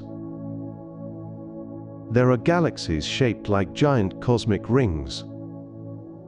Ring galaxies are among the most visually striking and unusual galaxy types, featuring a nearly empty center surrounded by a bright ring of stars and gas. These rare objects typically form when a smaller galaxy punches directly through the center of a larger disk galaxy, creating a ripple of star formation that expands outward like a stone dropped in a pond. The collision compresses gas as the density wave passes through, triggering a ring of new star formation that propagates outward from the impact point. The Cartwheel Galaxy is the most famous example, displaying a spectacular ring about 150,000 light-years in diameter surrounding a disrupted central region. Not all ring galaxies form through collisions, as some may develop from internal resonances or bar instabilities that concentrate stars and gas into ring-like structures. The encounter galaxy that created the ring is often visible nearby, having passed through and continued on its way. These cosmic rings are temporary features that eventually disperse as the density wave spreads to larger radii and fades. Some galaxies are polar rings, disks within disks rotating at right angles.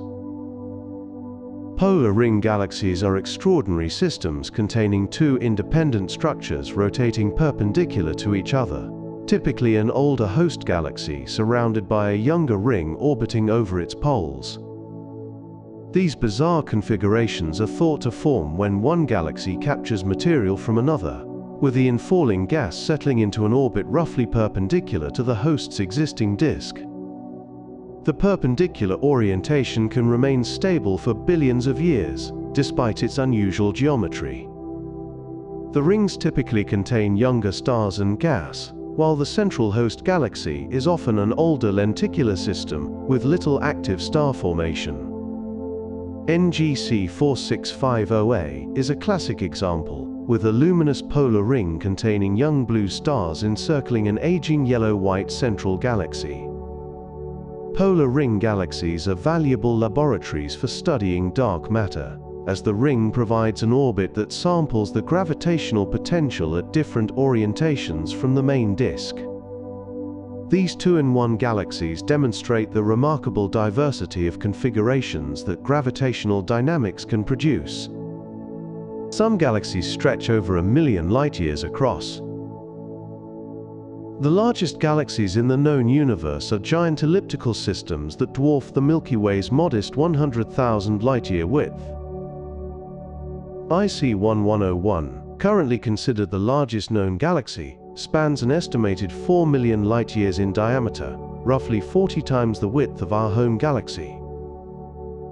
These cosmic giants typically reside at the centers of massive galaxy clusters, where they have grown enormous through the accumulated absorption of countless smaller galaxies over billions of years.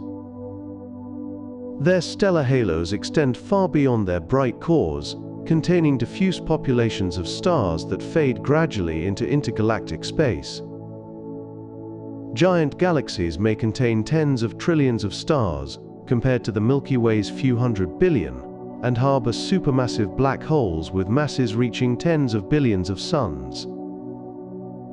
Despite their enormous size, giant galaxies are rare in the universe, representing only a tiny fraction of the total galaxy population. The existence of such behemoths demonstrates how extreme cosmic evolution can become, given enough time and material. Giant elliptical galaxies may be the fossils of countless ancient mergers. The smooth, featureless appearance of giant elliptical galaxies belies their violent formation history, which likely involved the merger of hundreds of smaller galaxies over cosmic time. Each merger contributes its stars to the growing giant, with the orderly rotation of any disk structure being scrambled into random stellar orbits. The largest elliptical galaxies found at cluster centers show evidence of ongoing cannibalism, with shells and streams of recently accreted stars visible in deep images. Computer simulations confirm that building a giant elliptical requires numerous mergers, with major encounters scrambling star-orderly structures and minor ones gradually adding mass to the stellar envelope. The ages of stars in these galaxies suggest that most formed early in cosmic history, but the assembly of the galaxies themselves continued much later. Giant ellipticals represent the end state of galactic evolution in dense environments, where mergers are frequent and continue to the present day. These cosmic fossils preserve the combined heritage of all the galaxies that contributed to their growth. The largest galaxies we know may be the product of hundreds of mergers. Building the most massive galaxies in the universe requires an extraordinary number of merger events occurring over billions of years of cosmic history. Simulations suggest that CD galaxies, the brightest cluster galaxies, may have absorbed hundreds of smaller systems to achieve their present masses. Each incoming galaxy adds its stars, dark matter, and central black hole to the growing giant, with the accumulated mass eventually reaching trillions of solar masses. The merger rate was higher in the early universe when galaxies were closer together, but continues even today as new victims fall toward cluster centers. Evidence for this prolonged assembly comes from the multiple stellar populations visible in these galaxies, each with slightly different chemical compositions reflecting their diverse origins. The central supermassive black holes have grown correspondingly large through the coalescence of all the black holes brought in by mergers. These ultimate merger products represent the pinnacle of hierarchical structure formation in the universe. A single galaxy can host thousands of globular star clusters. Globular clusters are dense spherical collections of hundreds of thousands to millions of old stars that orbit within and around galaxies. The Milky Way hosts about 150 known globular clusters, but the largest elliptical galaxies can contain 10,000 or more of these ancient stellar systems. These clusters are among the oldest objects in the universe, with many forming over 12 billion years ago, during the earliest epochs of galaxy formation. The number of globular clusters a galaxy possesses correlates with its total mass, making cluster counts a useful tracer of galactic mass, including dark matter. Some globular clusters may be the stripped cores of dwarf galaxies that were absorbed by larger hosts, their outer stars torn away, while the dense center survived. The study of globular cluster populations helps astronomers understand the formation and assembly history of their host galaxies. These stellar jewels, scattered through galactic halos, are living fossils from the universe's early formative period. Dwarf galaxies are the most common type of galaxy in the universe. While large galaxies like the Milky Way capture our attention with their dramatic spiral arms and immense star counts, the majority of galaxies in the universe are actually tiny dwarf systems. These diminutive galaxies contain anywhere from a few million to a few billion stars, far fewer than the hundreds of billions found in giant spirals and ellipticals. Surveys of the nearby universe reveal that dwarf galaxies vastly outnumber their larger cousins, though their faintness makes them difficult to detect at greater distances. Dwarf galaxies served as the building blocks from which larger galaxies assembled through hierarchical merging over cosmic time. Many dwarfs exist as satellites orbiting larger hosts, while others drift through intergalactic space or cluster together in small groups. The cosmological importance of dwarf galaxies extends beyond their mere numbers, as they provide critical tests of our theories of galaxy formation and dark matter. These small galaxies are thought to have formed in the early universe from the first dark matter halos, massive enough to retain gas for star formation. There are ultra-faint dwarf galaxies with only a few hundred stars. At the extreme low end of the galaxy size spectrum lie ultra-faint dwarf galaxies, systems so sparse that they contain only a few hundred to a few thousand stars. These ghostly systems were first discovered in the mid-2000s and have challenged our very definition of what constitutes a galaxy.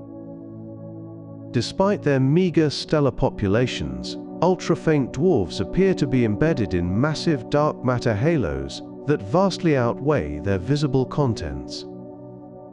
Some of these objects have mass-to-light ratios, suggesting they are over 99% dark matter, making them the most dark matter-dominated structures known. The stars in ultra-faint dwarfs are typically very old and metal-poor, suggesting these systems formed early and then shut down star formation due to the loss of their gas.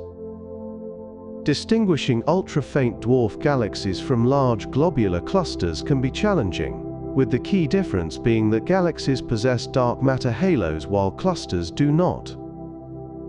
These barely there galaxies push the boundaries of how small a galaxy can be, while still meeting our definition of the term. Some galaxies are so faint, they are almost invisible.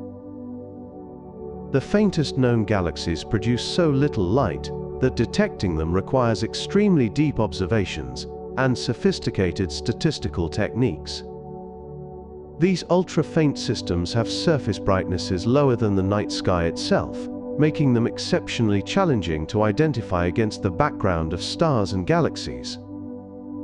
Astronomers find these ghostly objects by looking for statistical overdensities of stars with similar colors and distances, rather than searching for visible structures. The discovery rate of ultra-faint satellites around the Milky Way accelerated dramatically, with modern survey projects capable of detecting these near-invisible objects. Similar populations of faint dwarfs likely orbit other large galaxies, but remain largely undiscovered due to the difficulty of detecting them at greater distances.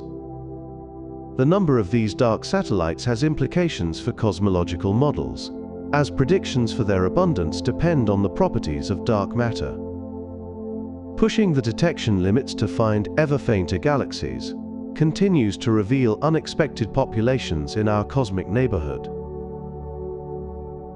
There are ultra-compact galaxies packed densely with stars. At the opposite extreme from diffuse ultra-faint dwarfs are ultra-compact dwarf galaxies, small but extremely dense systems containing tens of millions of stars, crammed into a region just a few hundred light-years across. These compact objects were discovered in the late 1990s and represent some of the densest stellar environments in the universe. If you lived on a planet within an ultra-compact dwarf, your night sky would be dazzling with stars packed over 100 times more densely than our solar neighborhood. The origin of these objects remains debated, with some thought to be the stripped nuclei of larger galaxies that were tidally disrupted by cluster environments. Others may represent a distinct class of compact star systems that formed early in cosmic history. Ultra-compact dwarfs bridge the gap between massive globular clusters and genuine dwarf galaxies in terms of their sizes and luminosities. These stellar beehives offer unique laboratories for studying dense stellar populations and the effects of tidal stripping. Some galaxies are so diffuse they float like cosmic fog. Ultra-diffuse galaxies represent the opposite extreme from compact systems, containing millions of stars spread across regions comparable in size to the Milky Way, but with only a tiny fraction of the stellar density. These ghostly objects have such low surface brightnesses that they were long overlooked in galaxy surveys despite their substantial sizes. The discovery of significant populations of ultra-diffuse galaxies in galaxy clusters since 2015 has challenged our understanding of galaxy structure. How such extended, fragile systems survive in the harsh gravitational environment of galaxy clusters without being disrupted remains something of a mystery. Some ultra-diffuse galaxies appear to be failed giants, systems with the dark matter halos of large galaxies, but that somehow never formed proportionate stellar populations. Others may have lost the majority of their stars through tidal stripping during interactions with more massive cluster members. These cosmic ghosts demonstrate that galaxies can take forms far more tenuous than previously imagined. Some galaxies are forming stars 1,000 times faster than the Milky Way. While the Milky Way forms new stars at a modest rate of roughly 1 to 3 solar masses per year, starburst galaxies can reach formation rates exceeding 1,000 solar masses annually.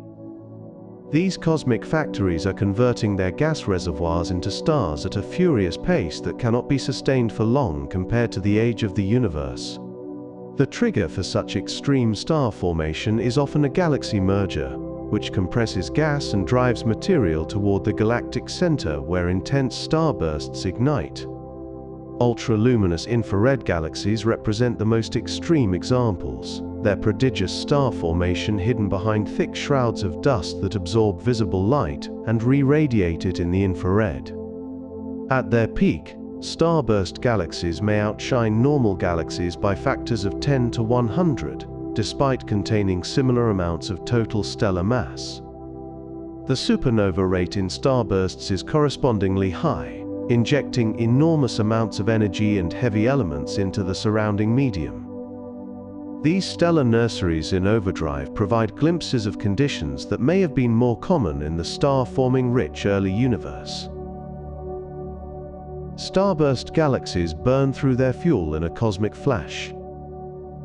The intense star formation rates in starburst galaxies mean they typically exhaust their available gas supplies within just a few 100 million years, a brief interval on cosmic timescales. At rates of hundreds to thousands of solar masses per year, even a substantial gas reservoir of billions of solar masses is quickly transformed into stars or expelled by galactic winds. This rapid consumption means that starbursts are inherently temporary phases in a galaxy's life, rather than steady-state conditions. Once the gas runs out or is blown away, the starburst ceases, and the galaxy transitions to a quieter phase, dominated by aging stellar populations. The burst leaves behind a population of stars that will gradually age from blue to red over billions of years. Many massive elliptical galaxies may have experienced intense early starbursts that quickly built their stellar populations before going quiet. The brevity of starbursts explains why they are relatively rare among present-day galaxies, despite their dramatic luminosities. Galaxies can go quiet when they lose the gas needed for star formation. Galaxies require cold gas as the raw material for forming new stars, and when this supply is exhausted or removed, star formation ceases, and the galaxy becomes quiescent. Several mechanisms can deplete a galaxy's gas reservoir, including simple consumption through ongoing star formation, heating by active galactic nuclei, or stripping by external forces. Galaxies in dense cluster environments are particularly vulnerable to having their gas removed by ram pressure as they move through the hot intracluster medium. Once gas is lost, red and dead galaxies emerge, their aging stellar populations slowly fading without replacement by young blue stars. The transition from star-forming to quiescent can occur gradually over billions of years, or quite rapidly, during a merger-triggered starburst that quickly consumes available fuel. Observations reveal a clear bimodality in galaxy populations, with star-forming blue galaxies and quiescent red galaxies occupying distinct regions of color magnitude diagrams. Understanding what causes galaxies to quench their star formation is one of the central questions in galaxy evolution research. Galactic winds can blow matter out into intergalactic space. Powerful outflows driven by intense star formation or active galactic nuclei can expel gas from galaxies at velocities of hundreds to thousands of kilometers per second. These galactic winds carry metal-enriched gas out into the circumgalactic and intergalactic medium, polluting the cosmic environment with heavy elements produced by stellar nucleosynthesis. In starburst galaxies, the combined effect of many supernovae concentrated in small regions creates superbubbles that break out of the galactic disk and expel material in bipolar outflows. Active galactic nuclei can drive even more powerful winds through radiation pressure and jets, potentially removing gas from entire galaxies. The gas blown out by winds may eventually fall back onto the galaxy, or it may be lost forever to intergalactic space if the outflow velocity exceeds the escape velocity. Galactic winds play a crucial role in regulating star formation by removing fuel and by preventing additional gas from cooling and accreting onto galaxies. These cosmic exhausts recycle matter on scales far larger than individual stars, connecting galaxies to their surrounding environments. Some galaxies appear to be made of almost pure gas. Most galaxies contain a mixture of stars, gas, dust, and dark matter. But astronomers have discovered objects that seem to consist almost entirely of hydrogen gas with negligible stellar populations. These dark or almost dark galaxies may represent systems where conditions never became right for star formation, despite the presence of substantial gas reserves. One possible explanation is that these objects have such low densities that their gas cannot collapse and form stars efficiently. Others might have been prevented from forming stars by ultraviolet radiation from nearby galaxies that keeps their gas ionized and too warm to collapse. Some candidate almost starless galaxies have been detected through their radio emission from neutral hydrogen, revealing large gas clouds with few or no visible stars. If such objects exist in large numbers, they could contribute significantly to the cosmic gas budget, while remaining largely invisible in optical surveys. These cosmic ghost clouds represent an extreme in the spectrum of galaxy types. Galaxies can shoot jets of matter that stretch for millions of light-years. Some active galactic nuclei produce collimated beams of relativistic plasma called jets that can extend for millions of light-years into intergalactic space. These cosmic searchlights are powered by the rotation of supermassive black holes and their accretion disks, which somehow collimate and accelerate material to velocities approaching the speed of light. The jets carry enormous amounts of energy far beyond the visible boundaries of their host galaxies, inflating giant cavities in the surrounding hot gas and heating the intergalactic medium. Hercules A provides a spectacular example, with enormous radio-emitting lobes extending over 1 million light-years from a relatively modest-looking elliptical galaxy. The physics behind jet formation remains an active area of research, with magnetic fields playing a crucial role in guiding and accelerating the outflowing plasma. Jets can influence galaxy formation on cluster scales by heating gas that would otherwise cool and form new stars in surrounding galaxies. These cosmic fire hoses represent some of the most energetic phenomena in the present-day universe. Some galaxies glow brightly in radio waves. Radio galaxies are systems that emit far more energy at radio wavelengths than typical galaxies, powered by relativistic jets emerging from their active galactic nuclei. These objects were among the first radio sources identified in the sky, with Cygnus A being one of the earliest and most luminous discovered. The radio emission comes from synchrotron radiation, produced by electrons spiraling through magnetic fields within the jets and the enormous lobes they inflate. Some radio galaxies are so luminous at radio wavelengths that they can be detected across the observable universe, serving as powerful probes of cosmic evolution. The morphology of radio galaxies varies widely, from compact sources confined near the nucleus to giant systems with lobes extending millions of light-years. The orientation of a radio galaxy relative to our line of sight determines how it appears, with jets pointing toward us appearing as especially bright blazes. Studying radio galaxies has been fundamental to understanding active galactic nuclei and the role of black holes in galaxy evolution. Other galaxies are revealed only in far infrared light.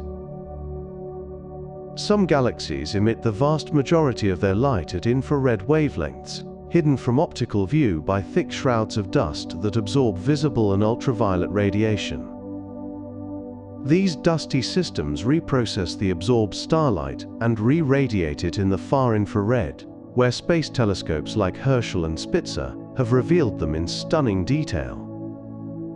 Ultra-luminous infrared galaxies radiate more than 1 trillion times the Sun's luminosity, mostly in the infrared, powered by intense star formation or active nuclei buried beneath their dusty veils. Many of these objects are ongoing galaxy mergers, where the collision has concentrated gas and dust in the central regions, triggering both starbursts and black hole activity. In the early universe, dusty star-forming galaxies may have been far more common than they are today, contributing substantially to cosmic star formation rates. The infrared view of the universe reveals a population of galaxies that would be entirely missed by optical surveys alone. These hidden powerhouses remind us that visible light shows only part of the cosmic story. Some galaxies are so dusty they are invisible in optical light. Dust extinction can be so severe in some galaxies that they emit essentially no detectable light at visible wavelengths, existing as dark patches against the cosmic background. These optically dark galaxies can only be detected through their radio emission, their infrared radiation, or their effects on background objects. Submillimeter galaxies, discovered through their thermal dust emission at millimeter wavelengths, include some of the most intensely star-forming systems in the universe, yet they are often entirely invisible in optical images. The dust in these galaxies is produced by stellar winds and supernovae, accumulating to masses of hundreds of millions of solar masses that completely obscure the starlight within. Observations at submillimeter and radio wavelengths have revealed that these obscured starbursts were particularly common in the early universe, contributing significantly to cosmic star formation. The recognition that much star formation is hidden behind dust curtains dramatically changed our understanding of galaxy evolution. To see the full picture of the universe, astronomers must peer through the dust at infrared and longer wavelengths. We can detect galaxies by the hydrogen gas that surrounds them. Neutral hydrogen gas emits a characteristic radio signal at a wavelength of 21 centimeters, allowing astronomers to detect and map gas-rich galaxies across the universe. This hydrogen emission reveals the presence of galaxies even when their stellar populations are too faint to detect at other wavelengths. Radio surveys using the 21 centimeter line have discovered populations of gas-rich dwarf galaxies and nearly starless clouds that would be invisible to optical telescopes. The hydrogen emission also traces the kinematics of galaxies, allowing measurement of rotation curves that reveal the presence of dark matter. Beyond individual galaxies, the cosmic web of gas filaments connecting galaxies can potentially be mapped through hydrogen emission, though current technology limits sensitivity. Future radio telescopes like the Square Kilometre Array will dramatically expand our ability to detect the hydrogen content of galaxies out to much greater distances. This invisible gas signal opens a window onto galactic components that light alone cannot reveal. Galaxy clusters are bound together by vast quantities of dark matter. Galaxy clusters are the largest gravitationally bound structures in the universe, containing hundreds to thousands of galaxies held together by enormous halos of dark matter. The dark matter in a typical cluster outweighs all the galaxies combined by a factor of roughly 5 to 10, providing the gravitational glue that keeps these cosmic cities from flying apart. Without dark matter, the velocities observed for galaxies within clusters would be far too high for them to remain bound. Fritz Zwicky first inferred the existence of dark matter in the 1930s by observing that galaxies in the Coma cluster move too fast to be held by visible mass alone. Cluster mass measurements from gravitational lensing, galaxy dynamics, and hot gas distributions all confirm the dominant role of dark matter. The distribution of dark matter within clusters is not uniform, but concentrated around the brightest galaxies and in substructures throughout the cluster volume. Understanding cluster dark matter halos provides essential tests of cosmological models and the nature of dark matter itself. Galaxies in clusters can be stripped of their gas by intergalactic winds. As galaxies move through the hot, diffuse gas-pervading galaxy clusters, they experience a headwind that can strip away their own gas through a process called ram pressure stripping. The effect is similar to wind stripping leaves from a tree, with the intercluster medium pushing against the galaxy's gas as it moves through the cluster. Galaxies that experience strong ram pressure stripping can be transformed from gas-rich star-forming systems to red and dead objects within just a few 100 million years. Spectacular examples show tails of stripped gas extending behind galaxies like cosmic jellyfish, sometimes stretching for hundreds of thousands of light-years. The stripped gas joins the intracluster medium, enriching it with metals that had been produced by stellar processes within the galaxy. Ram pressure stripping is more effective near cluster centers, where the intracluster medium is densest and galaxy velocities are highest. This environmental effect helps explain why cluster galaxies are more likely to be quiescent than similar galaxies in less dense environments.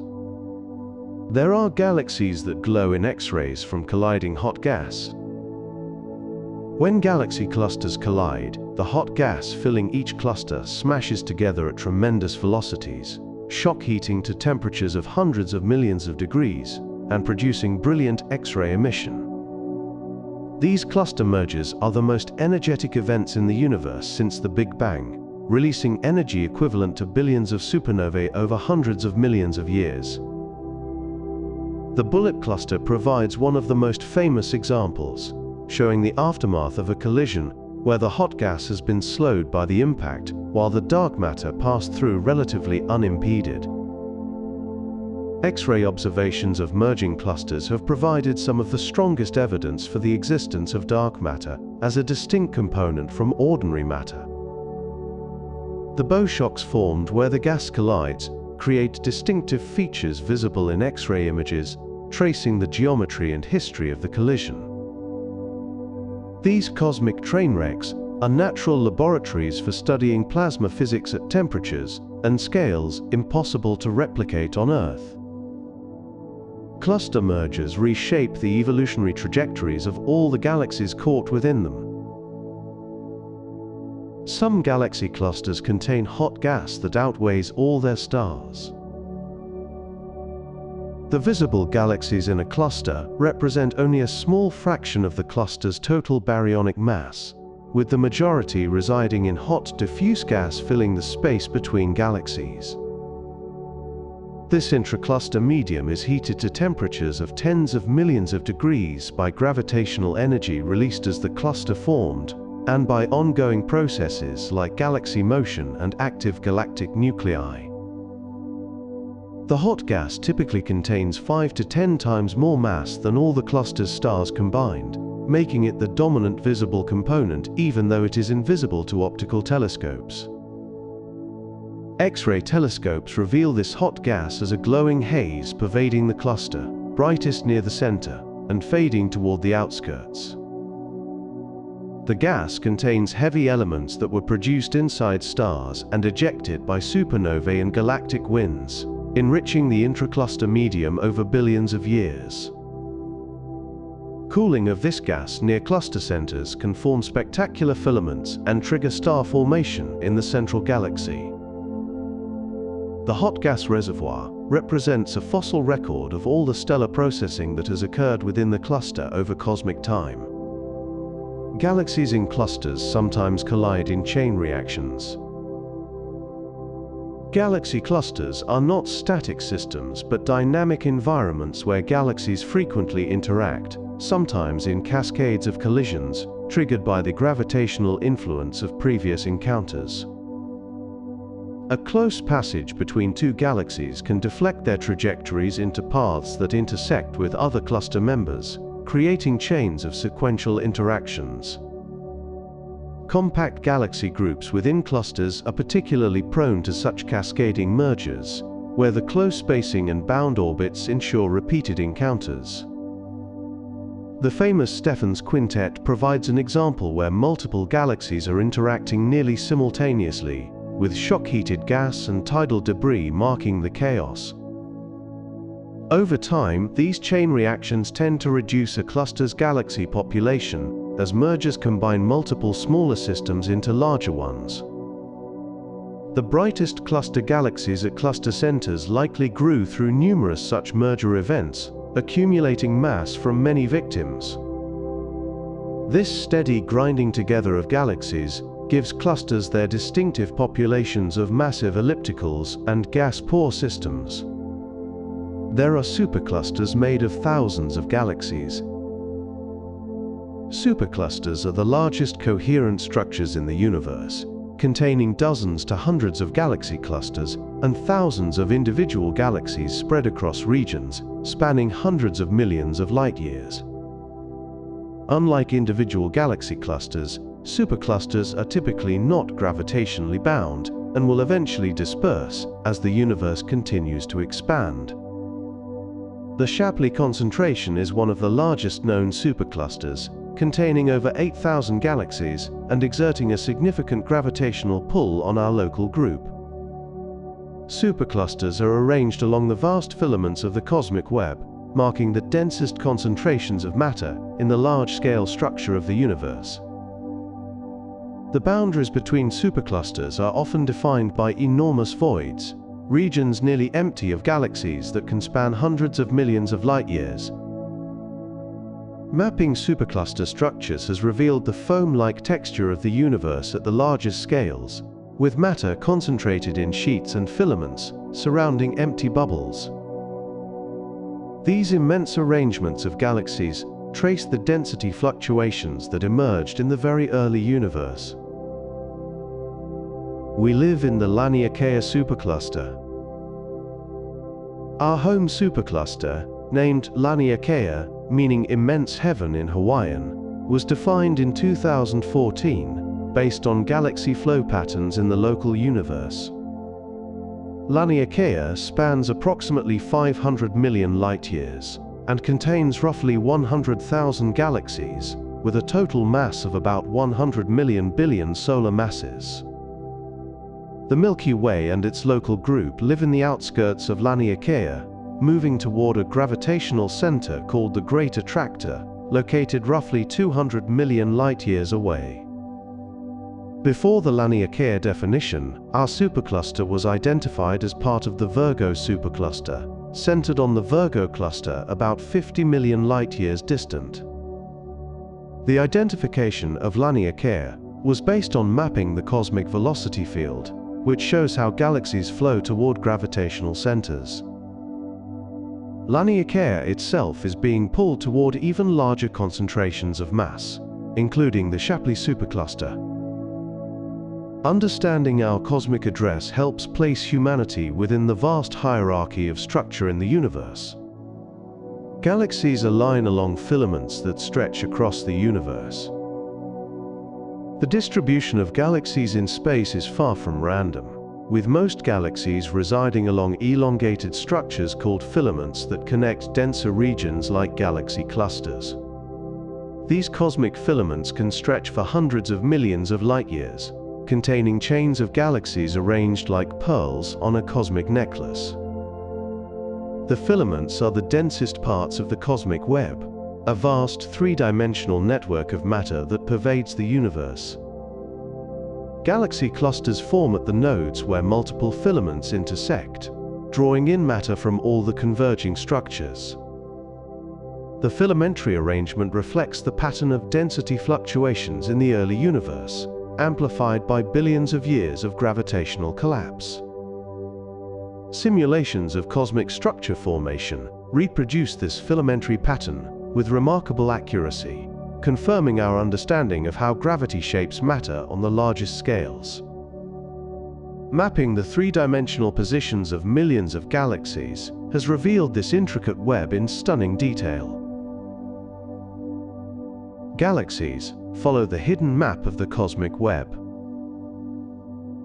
The positions and motions of galaxies throughout the universe are governed by the invisible scaffolding of the cosmic web, a vast network of dark matter filaments that attracted ordinary matter during cosmic evolution. Galaxies did not form randomly, but fell into the gravitational potential wells created by dark matter clustering along its invisible structures. The cosmic web was seeded in the earliest moments of the universe, when quantum fluctuations during inflation created tiny density variations that gravity later amplified. Computer simulations that model only dark matter reproduce the observed distribution of galaxies remarkably well, confirming that dark matter provides the underlying skeleton. Galaxies continue to flow along filaments toward cluster nodes, their motions tracing the gravitational landscape around them. Maps of galaxy peculiar velocities reveal this underlying flow, showing how matter streams toward dense regions and away from voids. The visible galaxies we observe are traces of a much larger invisible structure that shapes the cosmos. The cosmic web connects galaxies across hundreds of millions of light-years. The cosmic web is the largest coherent structure in the universe, a vast interconnected network of matter spanning the entire observable cosmos. Individual filaments in this web can stretch for 200 million light-years or more, while the voids they surround can be comparably enormous. The web formed through the gravitational collapse of matter following tiny initial density variations, with denser regions attracting more material, while underdense regions emptied further. Every large galaxy in the universe is connected to this web, residing within a filament or at a node where filaments converge. The connectivity of the cosmic web means that matter can flow from one part of the universe to another along its structures, albeit very slowly. Gas in particular flows along filaments toward galaxies, providing fresh fuel for star formation delivered by the cosmic infrastructure. This grand cosmic architecture represents the end product of billions of years of structure formation, the universe's skeleton upon which galaxies are hung. In between cosmic filaments lie voids nearly empty of matter. Cosmic voids are enormous regions of space that contain far fewer galaxies than the average density of the universe, appearing as bubbles in the cosmic web surrounded by denser filaments and walls. Some voids span over 300 million light-years across, making them among the largest defined structures in the cosmos. Despite being called voids, these regions are not completely empty, but contain perhaps 1/10 the average galaxy density, hosting scattered lonely galaxies and thin tendrils of gas. The expansion of the universe is actually faster inside voids because there is less matter to slow it down, creating a kind of cosmic stretching effect.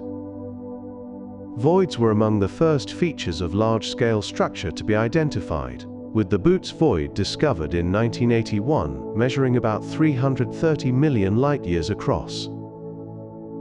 The properties of voids, including their sizes, shapes, and galaxy populations, provide tests of cosmological models and the nature of dark energy.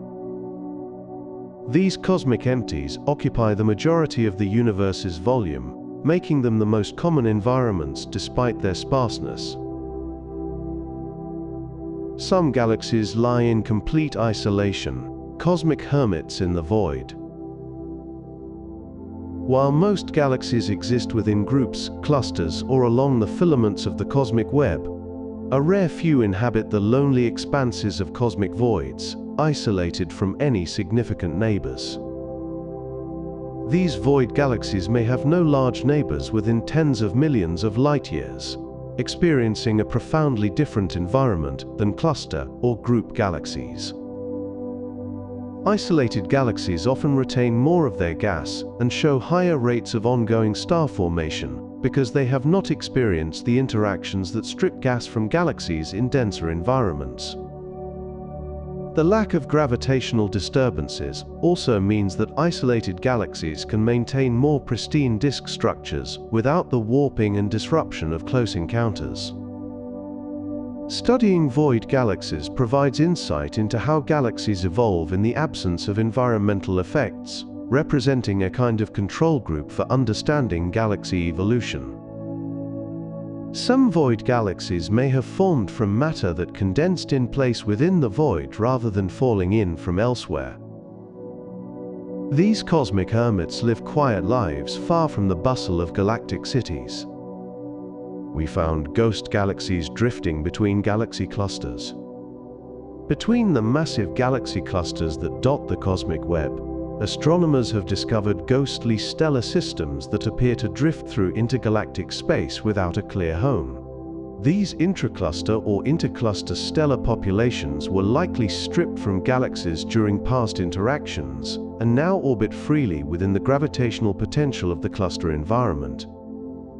In some clusters, the diffuse intracluster light from these orphan stars can contain as much total luminosity as all the cluster's individual galaxies combined.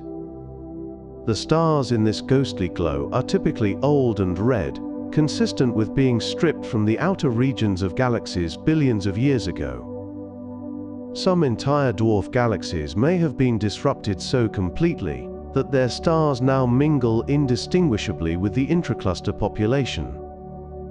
The existence of this diffuse stellar component reveals just how thoroughly the cluster environment can process and redistribute galactic material. These ghost populations are the remnants of countless ancient interactions preserved in a diffuse stellar sea. Entire galaxies can be thrown out of clusters like cosmic runaways. Gravitational interactions within galaxy clusters can occasionally eject entire galaxies at velocities high enough to escape the cluster's gravitational pull, sending them flying into intergalactic space. These runaway galaxies are the results of complex three-body gravitational encounters, where energy exchange between galaxies can accelerate one to escape velocity. The ejection process might involve a close passage near the cluster's central supermassive black hole, or an unfortunate gravitational slingshot between multiple massive galaxies. Once ejected, these cosmic refugees travel away from their former cluster home at thousands of kilometers per second, entering the emptiness between clusters. Some ejected galaxies may eventually fall into other clusters, while others are destined to travel forever through the expanding void. Identifying these runaway galaxies requires careful measurement of their velocities relative to nearby structures to confirm they are truly unbound. These cosmic outcasts represent the rare victims of extreme gravitational encounters, expelled from their communities to wander alone. We can measure a galaxy's mass by how it bends light from behind it. Einstein's general theory of relativity predicts that massive objects bend the fabric of spacetime, causing light from background sources to follow curved paths as it passes nearby. When a galaxy or cluster lies between us and a more distant source, the gravitational bending creates observable distortions in the shapes and positions of the background objects. By measuring these distortions, astronomers can calculate the total mass of the lensing galaxy, including both visible matter and invisible dark matter.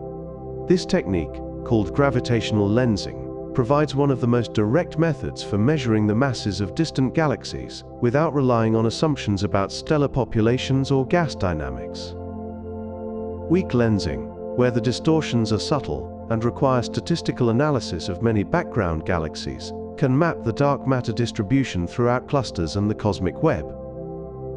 Strong lensing, where dramatic arcs and multiple images form, provides precise mass measurements for individual massive structures.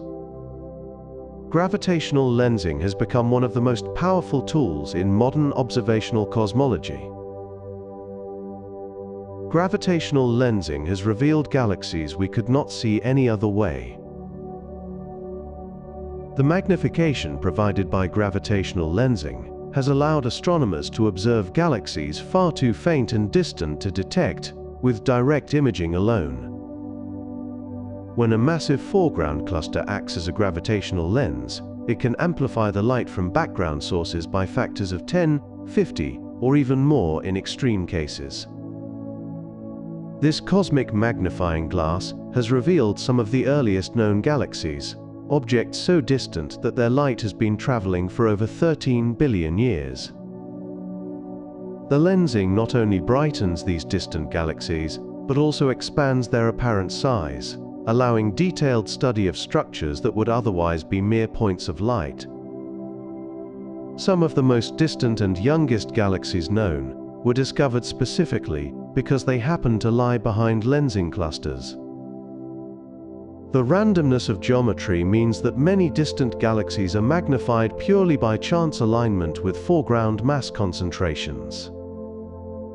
Gravitational lensing transforms massive clusters into the largest telescopes in the universe. Some galaxies are strong lenses, warping and multiplying background light. When the alignment between a foreground galaxy, a background source, and our line of sight is nearly perfect, dramatic strong lensing effects can occur. Background galaxies can be stretched into long arcs, partially or fully encircling the foreground lens, creating striking visual features called Einstein rings. In other configurations, a single background source can appear as multiple distinct images arrayed around the lens, each a separate ray of light that took a different path through curved spacetime. The time taken for light to travel along each path differs, meaning that if the background source varies in brightness, we see the changes occur at different times in each image. This time delay effect has been used to measure the expansion rate of the universe, independent of other techniques. Strong lensing geometries are relatively rare because they require such precise alignment, but thousands have now been identified across the sky. Each strong lens is a unique visual demonstration of Einstein's general relativity in action. Galaxies can act like natural telescopes, magnifying the distant universe. Massive galaxy clusters serve as nature's own telescopes, bending and magnifying light from the distant universe in ways that complement and exceed the capabilities of our finest instruments. The magnification factors achieved by gravitational lensing can effectively multiply the collecting area of our telescopes, allowing us to observe objects that would be completely beyond reach otherwise. Astronomers have deliberately targeted known lensing clusters for deep observations, knowing that the background universe behind them will be enhanced by the cosmic magnification. The Hubble Space Telescope's Frontier Fields program imaged 6 massive clusters specifically to use them as gravitational telescopes for studying the distant universe. James Webb Space Telescope has continued this strategy, using cluster lenses to peer even further back in cosmic time.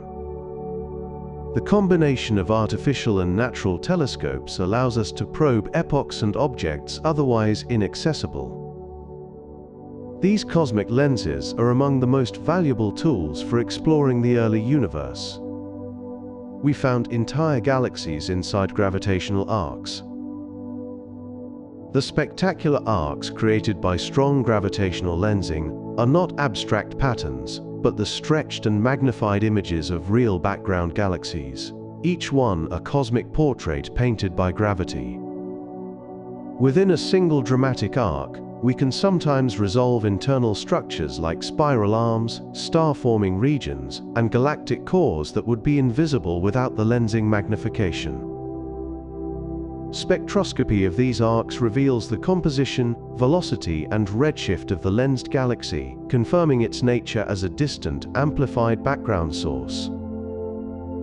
Some lensing clusters produce multiple arcs from different background sources at various distances, creating a complex tapestry of stretched galactic images. By carefully modeling the lens mass distribution, astronomers can reconstruct the original appearance of the lensed galaxies, effectively undistorting the gravitational portrait. These reconstructed images provide the most detailed views available of galaxies in the distant universe. Gravitational arcs are windows into the cosmic past, revealing galaxies billions of light-years away in unprecedented detail. There are entire galaxies we have only found because they warped light. Some dark matter structures and extremely faint galaxies have been discovered solely through their gravitational lensing effects, revealing invisible mass that would otherwise go undetected. Dark matter halos without significant stellar content can still act as lenses, their presence inferred from the distortions they introduce in background galaxies. Tiny perturbations in the smoothness of gravitational arcs can indicate the presence of substructure, possibly dark matter clumps, or extremely faint dwarf galaxies, within the lensing system. This technique has been used to search for the predicted population of small dark matter halos that simulations suggest should exist, but observational surveys have struggled to find. Gravitational lensing provides a mass-selected census of cosmic structures, sensitive to matter regardless of whether it emits or absorbs light. Some galaxies are simply too faint and too distant to detect directly, yet betray their presence through their gravitational influence on the light passing by. Lensing allows us to find the invisible. The oldest known galaxy formed just a few 100 million years after the Big Bang.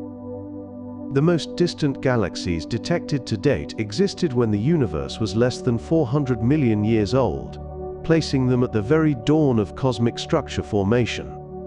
These ancient systems have redshifts exceeding 13, meaning their light has been stretched by more than an order of magnitude by the expanding universe during its long journey to our telescopes.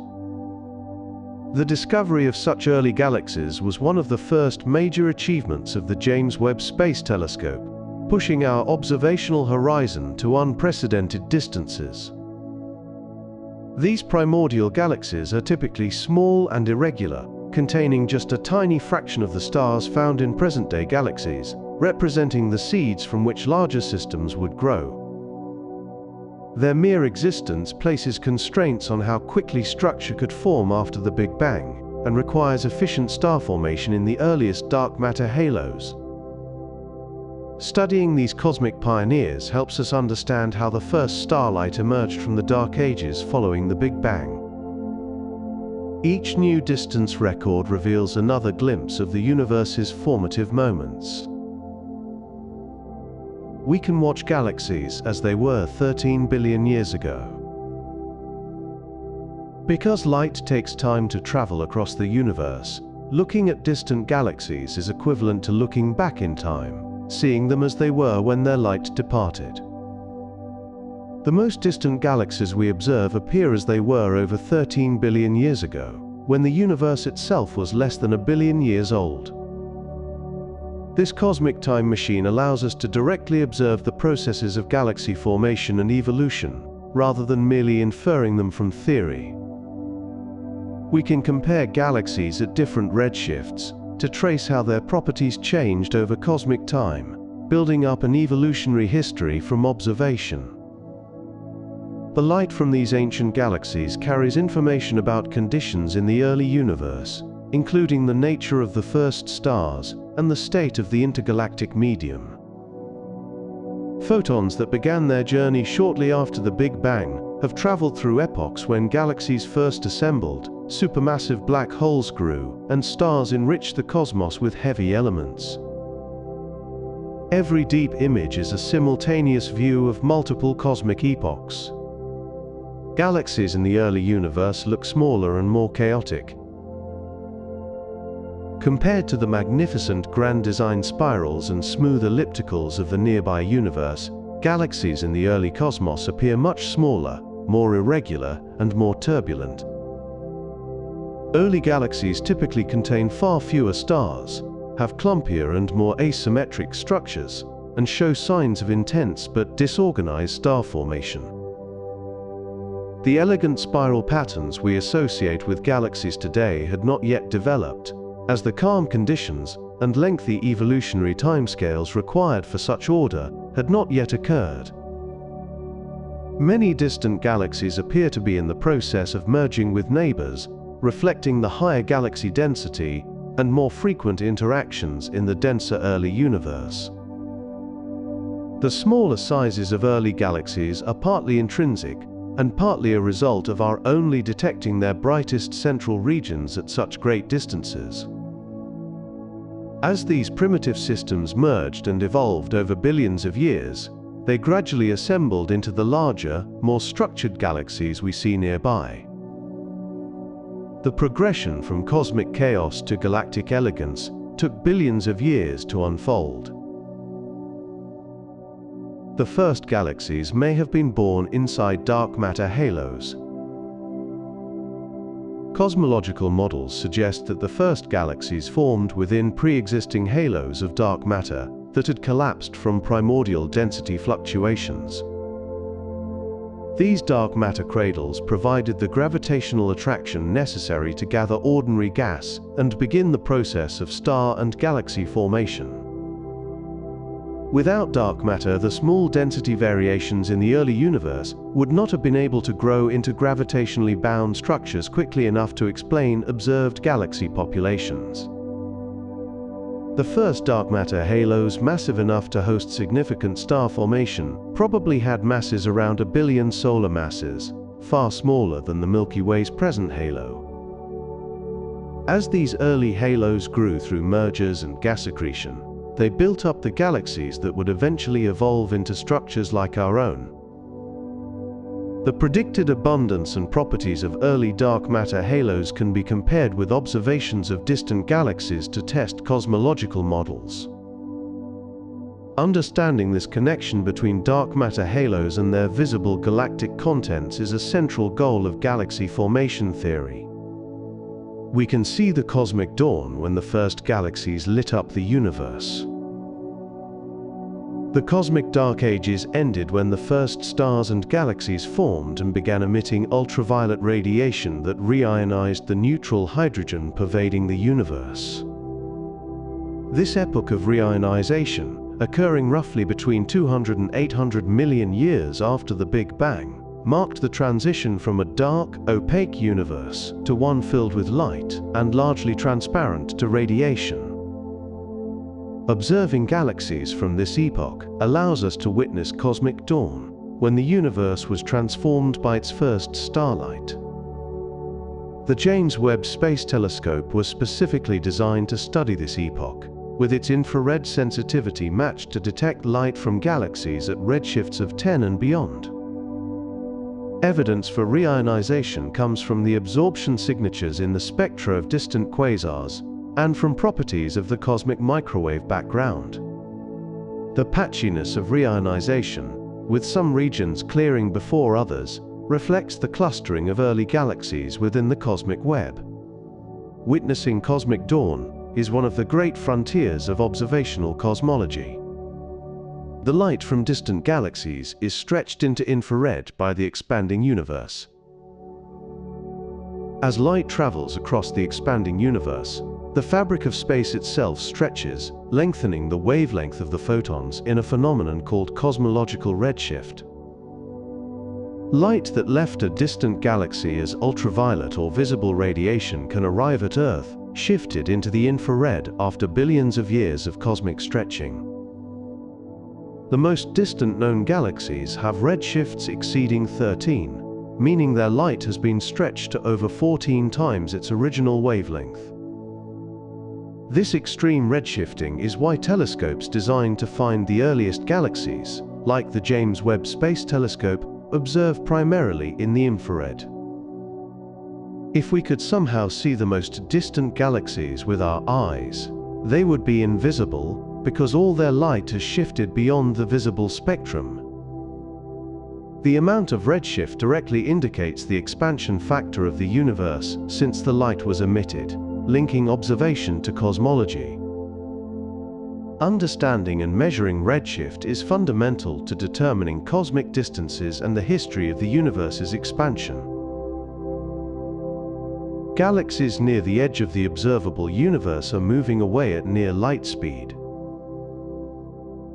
The most distant galaxies we can observe are receding from us at velocities approaching and even exceeding the speed of light due to the expansion of space itself. This superluminal recession does not violate special relativity, because it is space itself that is expanding, carrying the galaxies apart rather than objects moving through space. The recession velocity increases with distance, a relationship described by Hubble's law, with the most distant galaxies having the highest recession velocities. At the very edge of the observable universe, the cosmic horizon, galaxies are receding at exactly the speed of light, which is why we cannot see beyond that boundary. Light emitted today by galaxies just beyond our current horizon will never reach us, because the expansion carries them away faster than light can travel toward us. The universe may extend infinitely beyond this boundary, but we can never observe it. The edge of our observable universe is defined not by the edge of matter, but by the maximum distance light can have traveled since the Big Bang. Some galaxies are speeding toward each other, defying the expansion. While the overall trend of the universe is expansion with distant galaxies receding from each other, gravity can overcome expansion at local scales, causing some galaxies to approach rather than separate. The Milky Way and Andromeda are the most famous example, approaching each other at about 100 kilometers per second, despite the cosmic expansion. Within galaxy groups and clusters, member galaxies orbit around the common center of mass, moving toward and away from each other in complex patterns unrelated to cosmic expansion. The local group, our collection of over 50 galaxies, is gravitationally bound and will eventually collapse rather than disperse.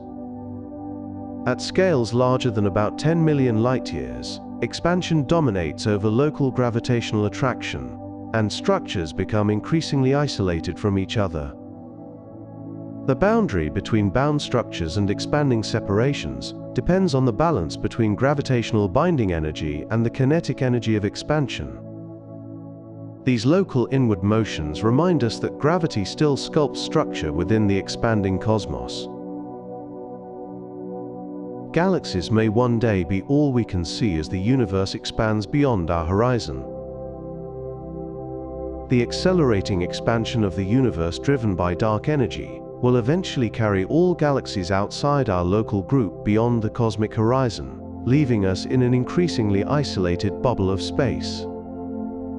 In the far future, perhaps hundreds of billions of years from now, astronomers in our galaxy or its descendants will look out and see only the merged remnant of the local group, with no evidence of the billions of galaxies that once populated the observable universe. The cosmic microwave background radiation will also fade and stretch to undetectable wavelengths, erasing the evidence of the Big Bang. Beings living in that distant epoch would have no observational evidence that the universe was ever filled with countless galaxies or that it began in a Big Bang. The universe we observe today is a temporary window, a cosmic moment when we can see the rich tapestry of galaxies and understand our place in cosmic history. Future isolation will hide the true nature and extent of the cosmos from those who come after us. We are lucky to live in an era when the universe is still visible.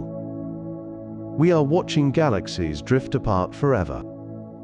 Every moment, the vast majority of galaxies in the universe are moving further away from us and from each other as space itself expands. This drift is not through space, but of space, with the fabric of the cosmos itself stretching and carrying galaxies along with it. The expansion rate, quantified by the Hubble parameter, means that a galaxy 100 million light-years away recedes at roughly 2,000 kilometers per second, and more distant galaxies recede proportionally faster. The acceleration of this expansion, discovered in 1998 through observations of distant supernovae, ensures that this separation will continue forever, driven by the mysterious repulsive effect of dark energy. Galaxies that were once theoretically reachable will eventually cross beyond our cosmic horizon, lost forever to observation and contact. The universe is becoming lonelier, with structures of various scales eventually becoming isolated islands in an ever-emptier cosmos. This slow, inexorable separation is among the most profound implications of an accelerating universe. The Hubble Space Telescope revealed galaxies in every direction we look. When astronomers pointed the Hubble Space Telescope at apparently empty patches of sky and collected light for many days, they discovered that even the darkest regions contain thousands of distant galaxies. The original Hubble Deep Field, captured in 1995 by staring at a tiny area for 10 consecutive days, revealed over 3,000 galaxies in a patch of sky smaller than a grain of sand held at arm's length. Subsequent deep field observations confirmed that galaxies fill the observable universe in all directions, with no truly empty regions beyond the local cosmic voids. These images revolutionized our understanding of the universe, demonstrating that the cosmos contains far more galaxies than previously imagined, and that these galaxies populate space to the very limits of our observational reach. Each galaxy in a deep field image represents a separate island universe containing billions of stars, with the light from the most distant having traveled for over 13 billion years. The deep fields remain among the most powerful images in the history of astronomy, windows into cosmic depths that humble and inspire. Everywhere we look with sufficient sensitivity, the universe is filled with galaxies. The deepest images ever taken show thousands of galaxies in a tiny patch of sky. The deepest astronomical images ever produced, combining observations from multiple space telescopes over extended periods, contain thousands of individual galaxies in areas covering just a small fraction of the full sky. The Hubble Extreme Deep Field, representing over 2 million seconds of total exposure time, contains roughly 5,500 galaxies in a tiny region the size of a thumbtack at arm's length. James Webb Space Telescope deep fields have pushed even further, revealing populations of extremely distant galaxies invisible to Hubble's shorter wavelength observations. The sheer density of galaxies in these images is staggering, with the glow of distant island universes filling nearly every pixel of the frame. Extrapolating from deep field counts to the full sky provides estimates of the total galaxy population in the observable universe, now believed to exceed 2 trillion. Yet even these deepest images do not reveal everything. as galaxies too faint, too distant, or too obscured by dust remain beyond our current detection limits. Every advance in telescope sensitivity reveals more galaxies, suggesting that the true extent of cosmic structure remains partially hidden from view. Galaxies are time machines. The farther away they are, the further back we see. The finite speed of light transforms every telescope into a time machine, with more distant galaxies appearing as they were at earlier cosmic epochs. Light from the Andromeda Galaxy takes about 2.5 million years to reach us, so we see it as it was when early humans were just emerging on Earth. Light from galaxies billions of light-years away shows us the universe as it was billions of years ago, long before our solar system formed. The most distant known galaxies are seen as they were just a few 100 million years after the Big Bang, providing direct views of the early universe in formation.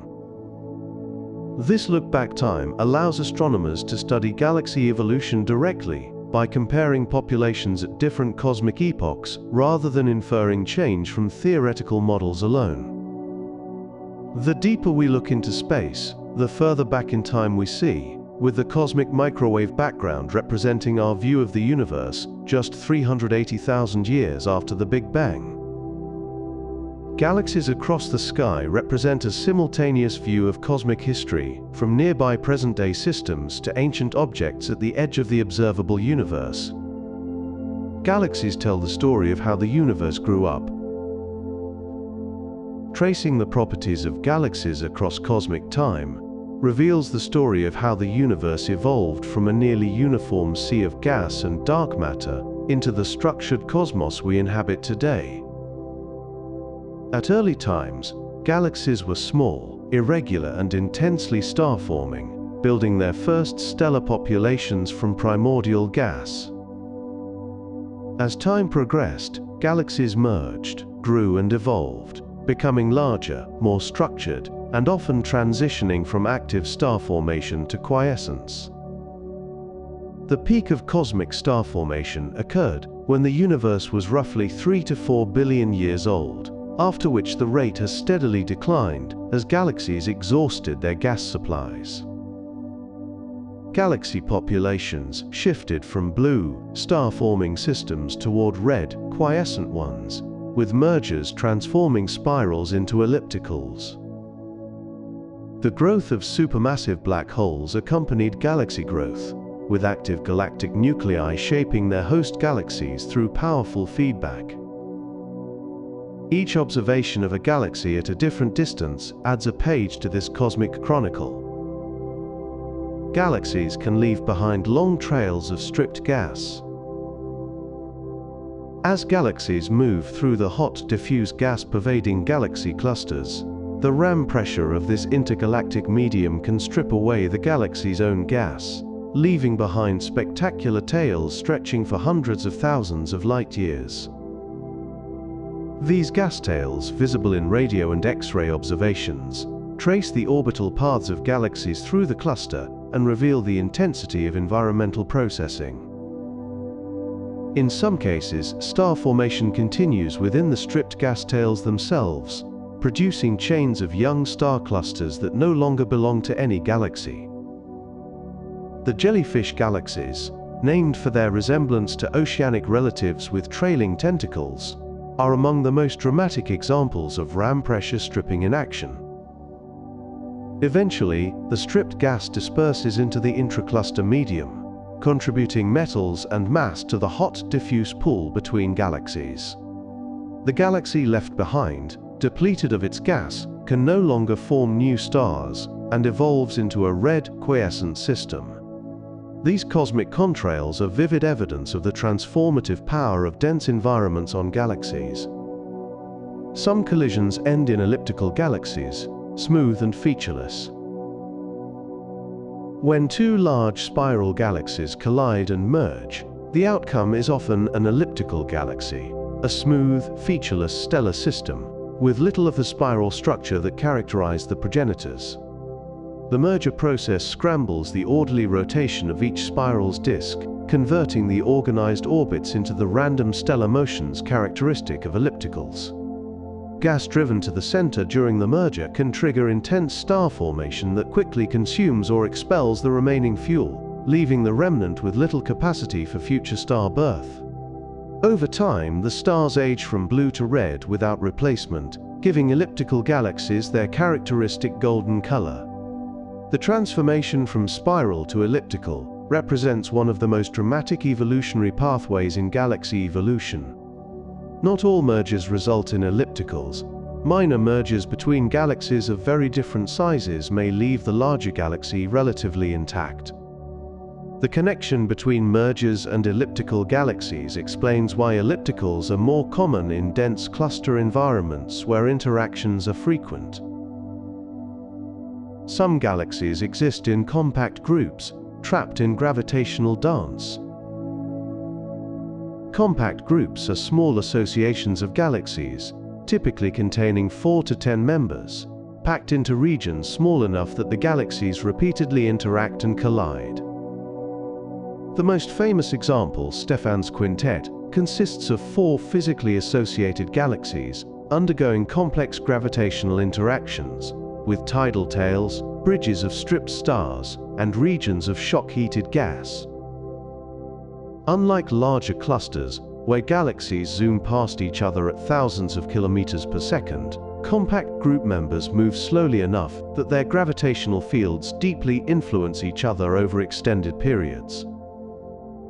These intimate environments produce some of the most dramatic interaction signatures, with galaxies distorted into bizarre shapes by mutual gravitational torques. The frequent encounters drive gas to galactic centers, fueling starbursts and potentially feeding central black holes. Eventually, compact group members are expected to merge into a single massive galaxy, their individual identities swallowed in a gravitational embrace. Compact groups represent a particularly destructive and transformative phase of galaxy life. Some galaxies look like they are spinning out of control. Flocculent galaxies display a patchy, disorganized spiral pattern that appears chaotic compared to the elegant grand design spirals with their clearly defined arms sweeping across the disk. Rather than 2 or 4 dominant spiral arms, flocculent galaxies show many short, fragmented arm segments scattered across the disk without clear global organization. This appearance arises from local star formation processes rather than density waves sweeping through the disk, with bright young stars lighting up small regions in a patchwork pattern. The Sunflower Galaxy, also known as Messier 63, is a classic example of a flocculent spiral with its mottled, irregular arm structure. Other galaxies appear disturbed by interactions, with tidal forces throwing stars and gas into chaotic loops, bridges and plumes that suggest violent, uncontrolled motion. Irregular galaxies lack any clear rotational symmetry, appearing as disordered assemblies of stars and gas. The diversity of galaxy morphologies reflects the variety of formation histories and environmental influences shaping them. Every galaxy is a cosmic archive and a mirror of what we might become. Every galaxy preserves a record of cosmic history, the nucleosynthesis of heavy elements in successive stellar generations, the hierarchical assembly of smaller structures into larger ones, the cycling of gas between stars, and the interstellar medium. The ages, chemical compositions, and orbital properties of stars within a galaxy encode information about formation conditions, past interactions, and evolutionary pathways, waiting for astronomers to decode the story. Studying other galaxies at various stages of evolution provides insights into the Milky Way's own past and possible futures. We can observe spiral galaxies like our own, ellipticals we might become after merging with Andromeda, and ancient galaxies resembling our earliest ancestors. The study of galaxies is ultimately the study of our own cosmic heritage and destiny, connecting us to the vast processes shaping the universe. In learning about distant island universes, we learn about ourselves, about the forces and conditions that created our home, and will determine its ultimate fate. Every galaxy is a mirror, reflecting back the cosmic story of which we are a small but conscious part. And now the quiet wonders of galaxies begin to gently fade into the stillness of the night. You have wandered through over 100 peaceful truths. From the vast spirals spinning in the dark, to the invisible halos of dark matter that hold them together. From the ancient light of quasars to the silent drifting of lonely galaxies through empty voids. You have explored the hidden rhythms of galactic collisions, the slow dance toward our meeting with Andromeda, and the cosmic web that connects galaxies across billions of light years. You are part of this story, not just an observer, but the story itself. Every atom in your body was forged in stars that belonged to galaxies. The iron in your blood, the oxygen you breathe, the carbon in your bones, all of it was born in stellar furnaces scattered across galactic arms. If your eyes feel heavy now, let them close. Let the rhythm of your breath become steady, like the slow rotation of spiral arms, like the patient drift of galaxies through the cosmic web. Tonight, as you rest, galaxies continue their ancient motion. Stars are being born in distant arms. Black holes are feeding in quiet cores. Somewhere beyond our cosmic horizon, galaxies we will never see are spinning through the dark. You are a small, warm presence within this vast cosmic web, peacefully resting among the wonders of existence. Sleep well, sweet dreams. And may you carry with you the quiet knowledge that you are woven into something vast and beautiful. A universe of trillions of galaxies, each one a story written in starlight. Thank you for joining me on this journey through the wonders of galaxies. If you enjoyed this video, please subscribe to Drowsy Discovery for more soothing explorations of science and our remarkable universe. There are more wonders waiting, more secrets hidden in spiral arms and elliptical cores, more mysteries to drift through on quiet evenings. Rest well, and may the galaxies keep you company through the night. This has been Drowsy Discovery. Good night.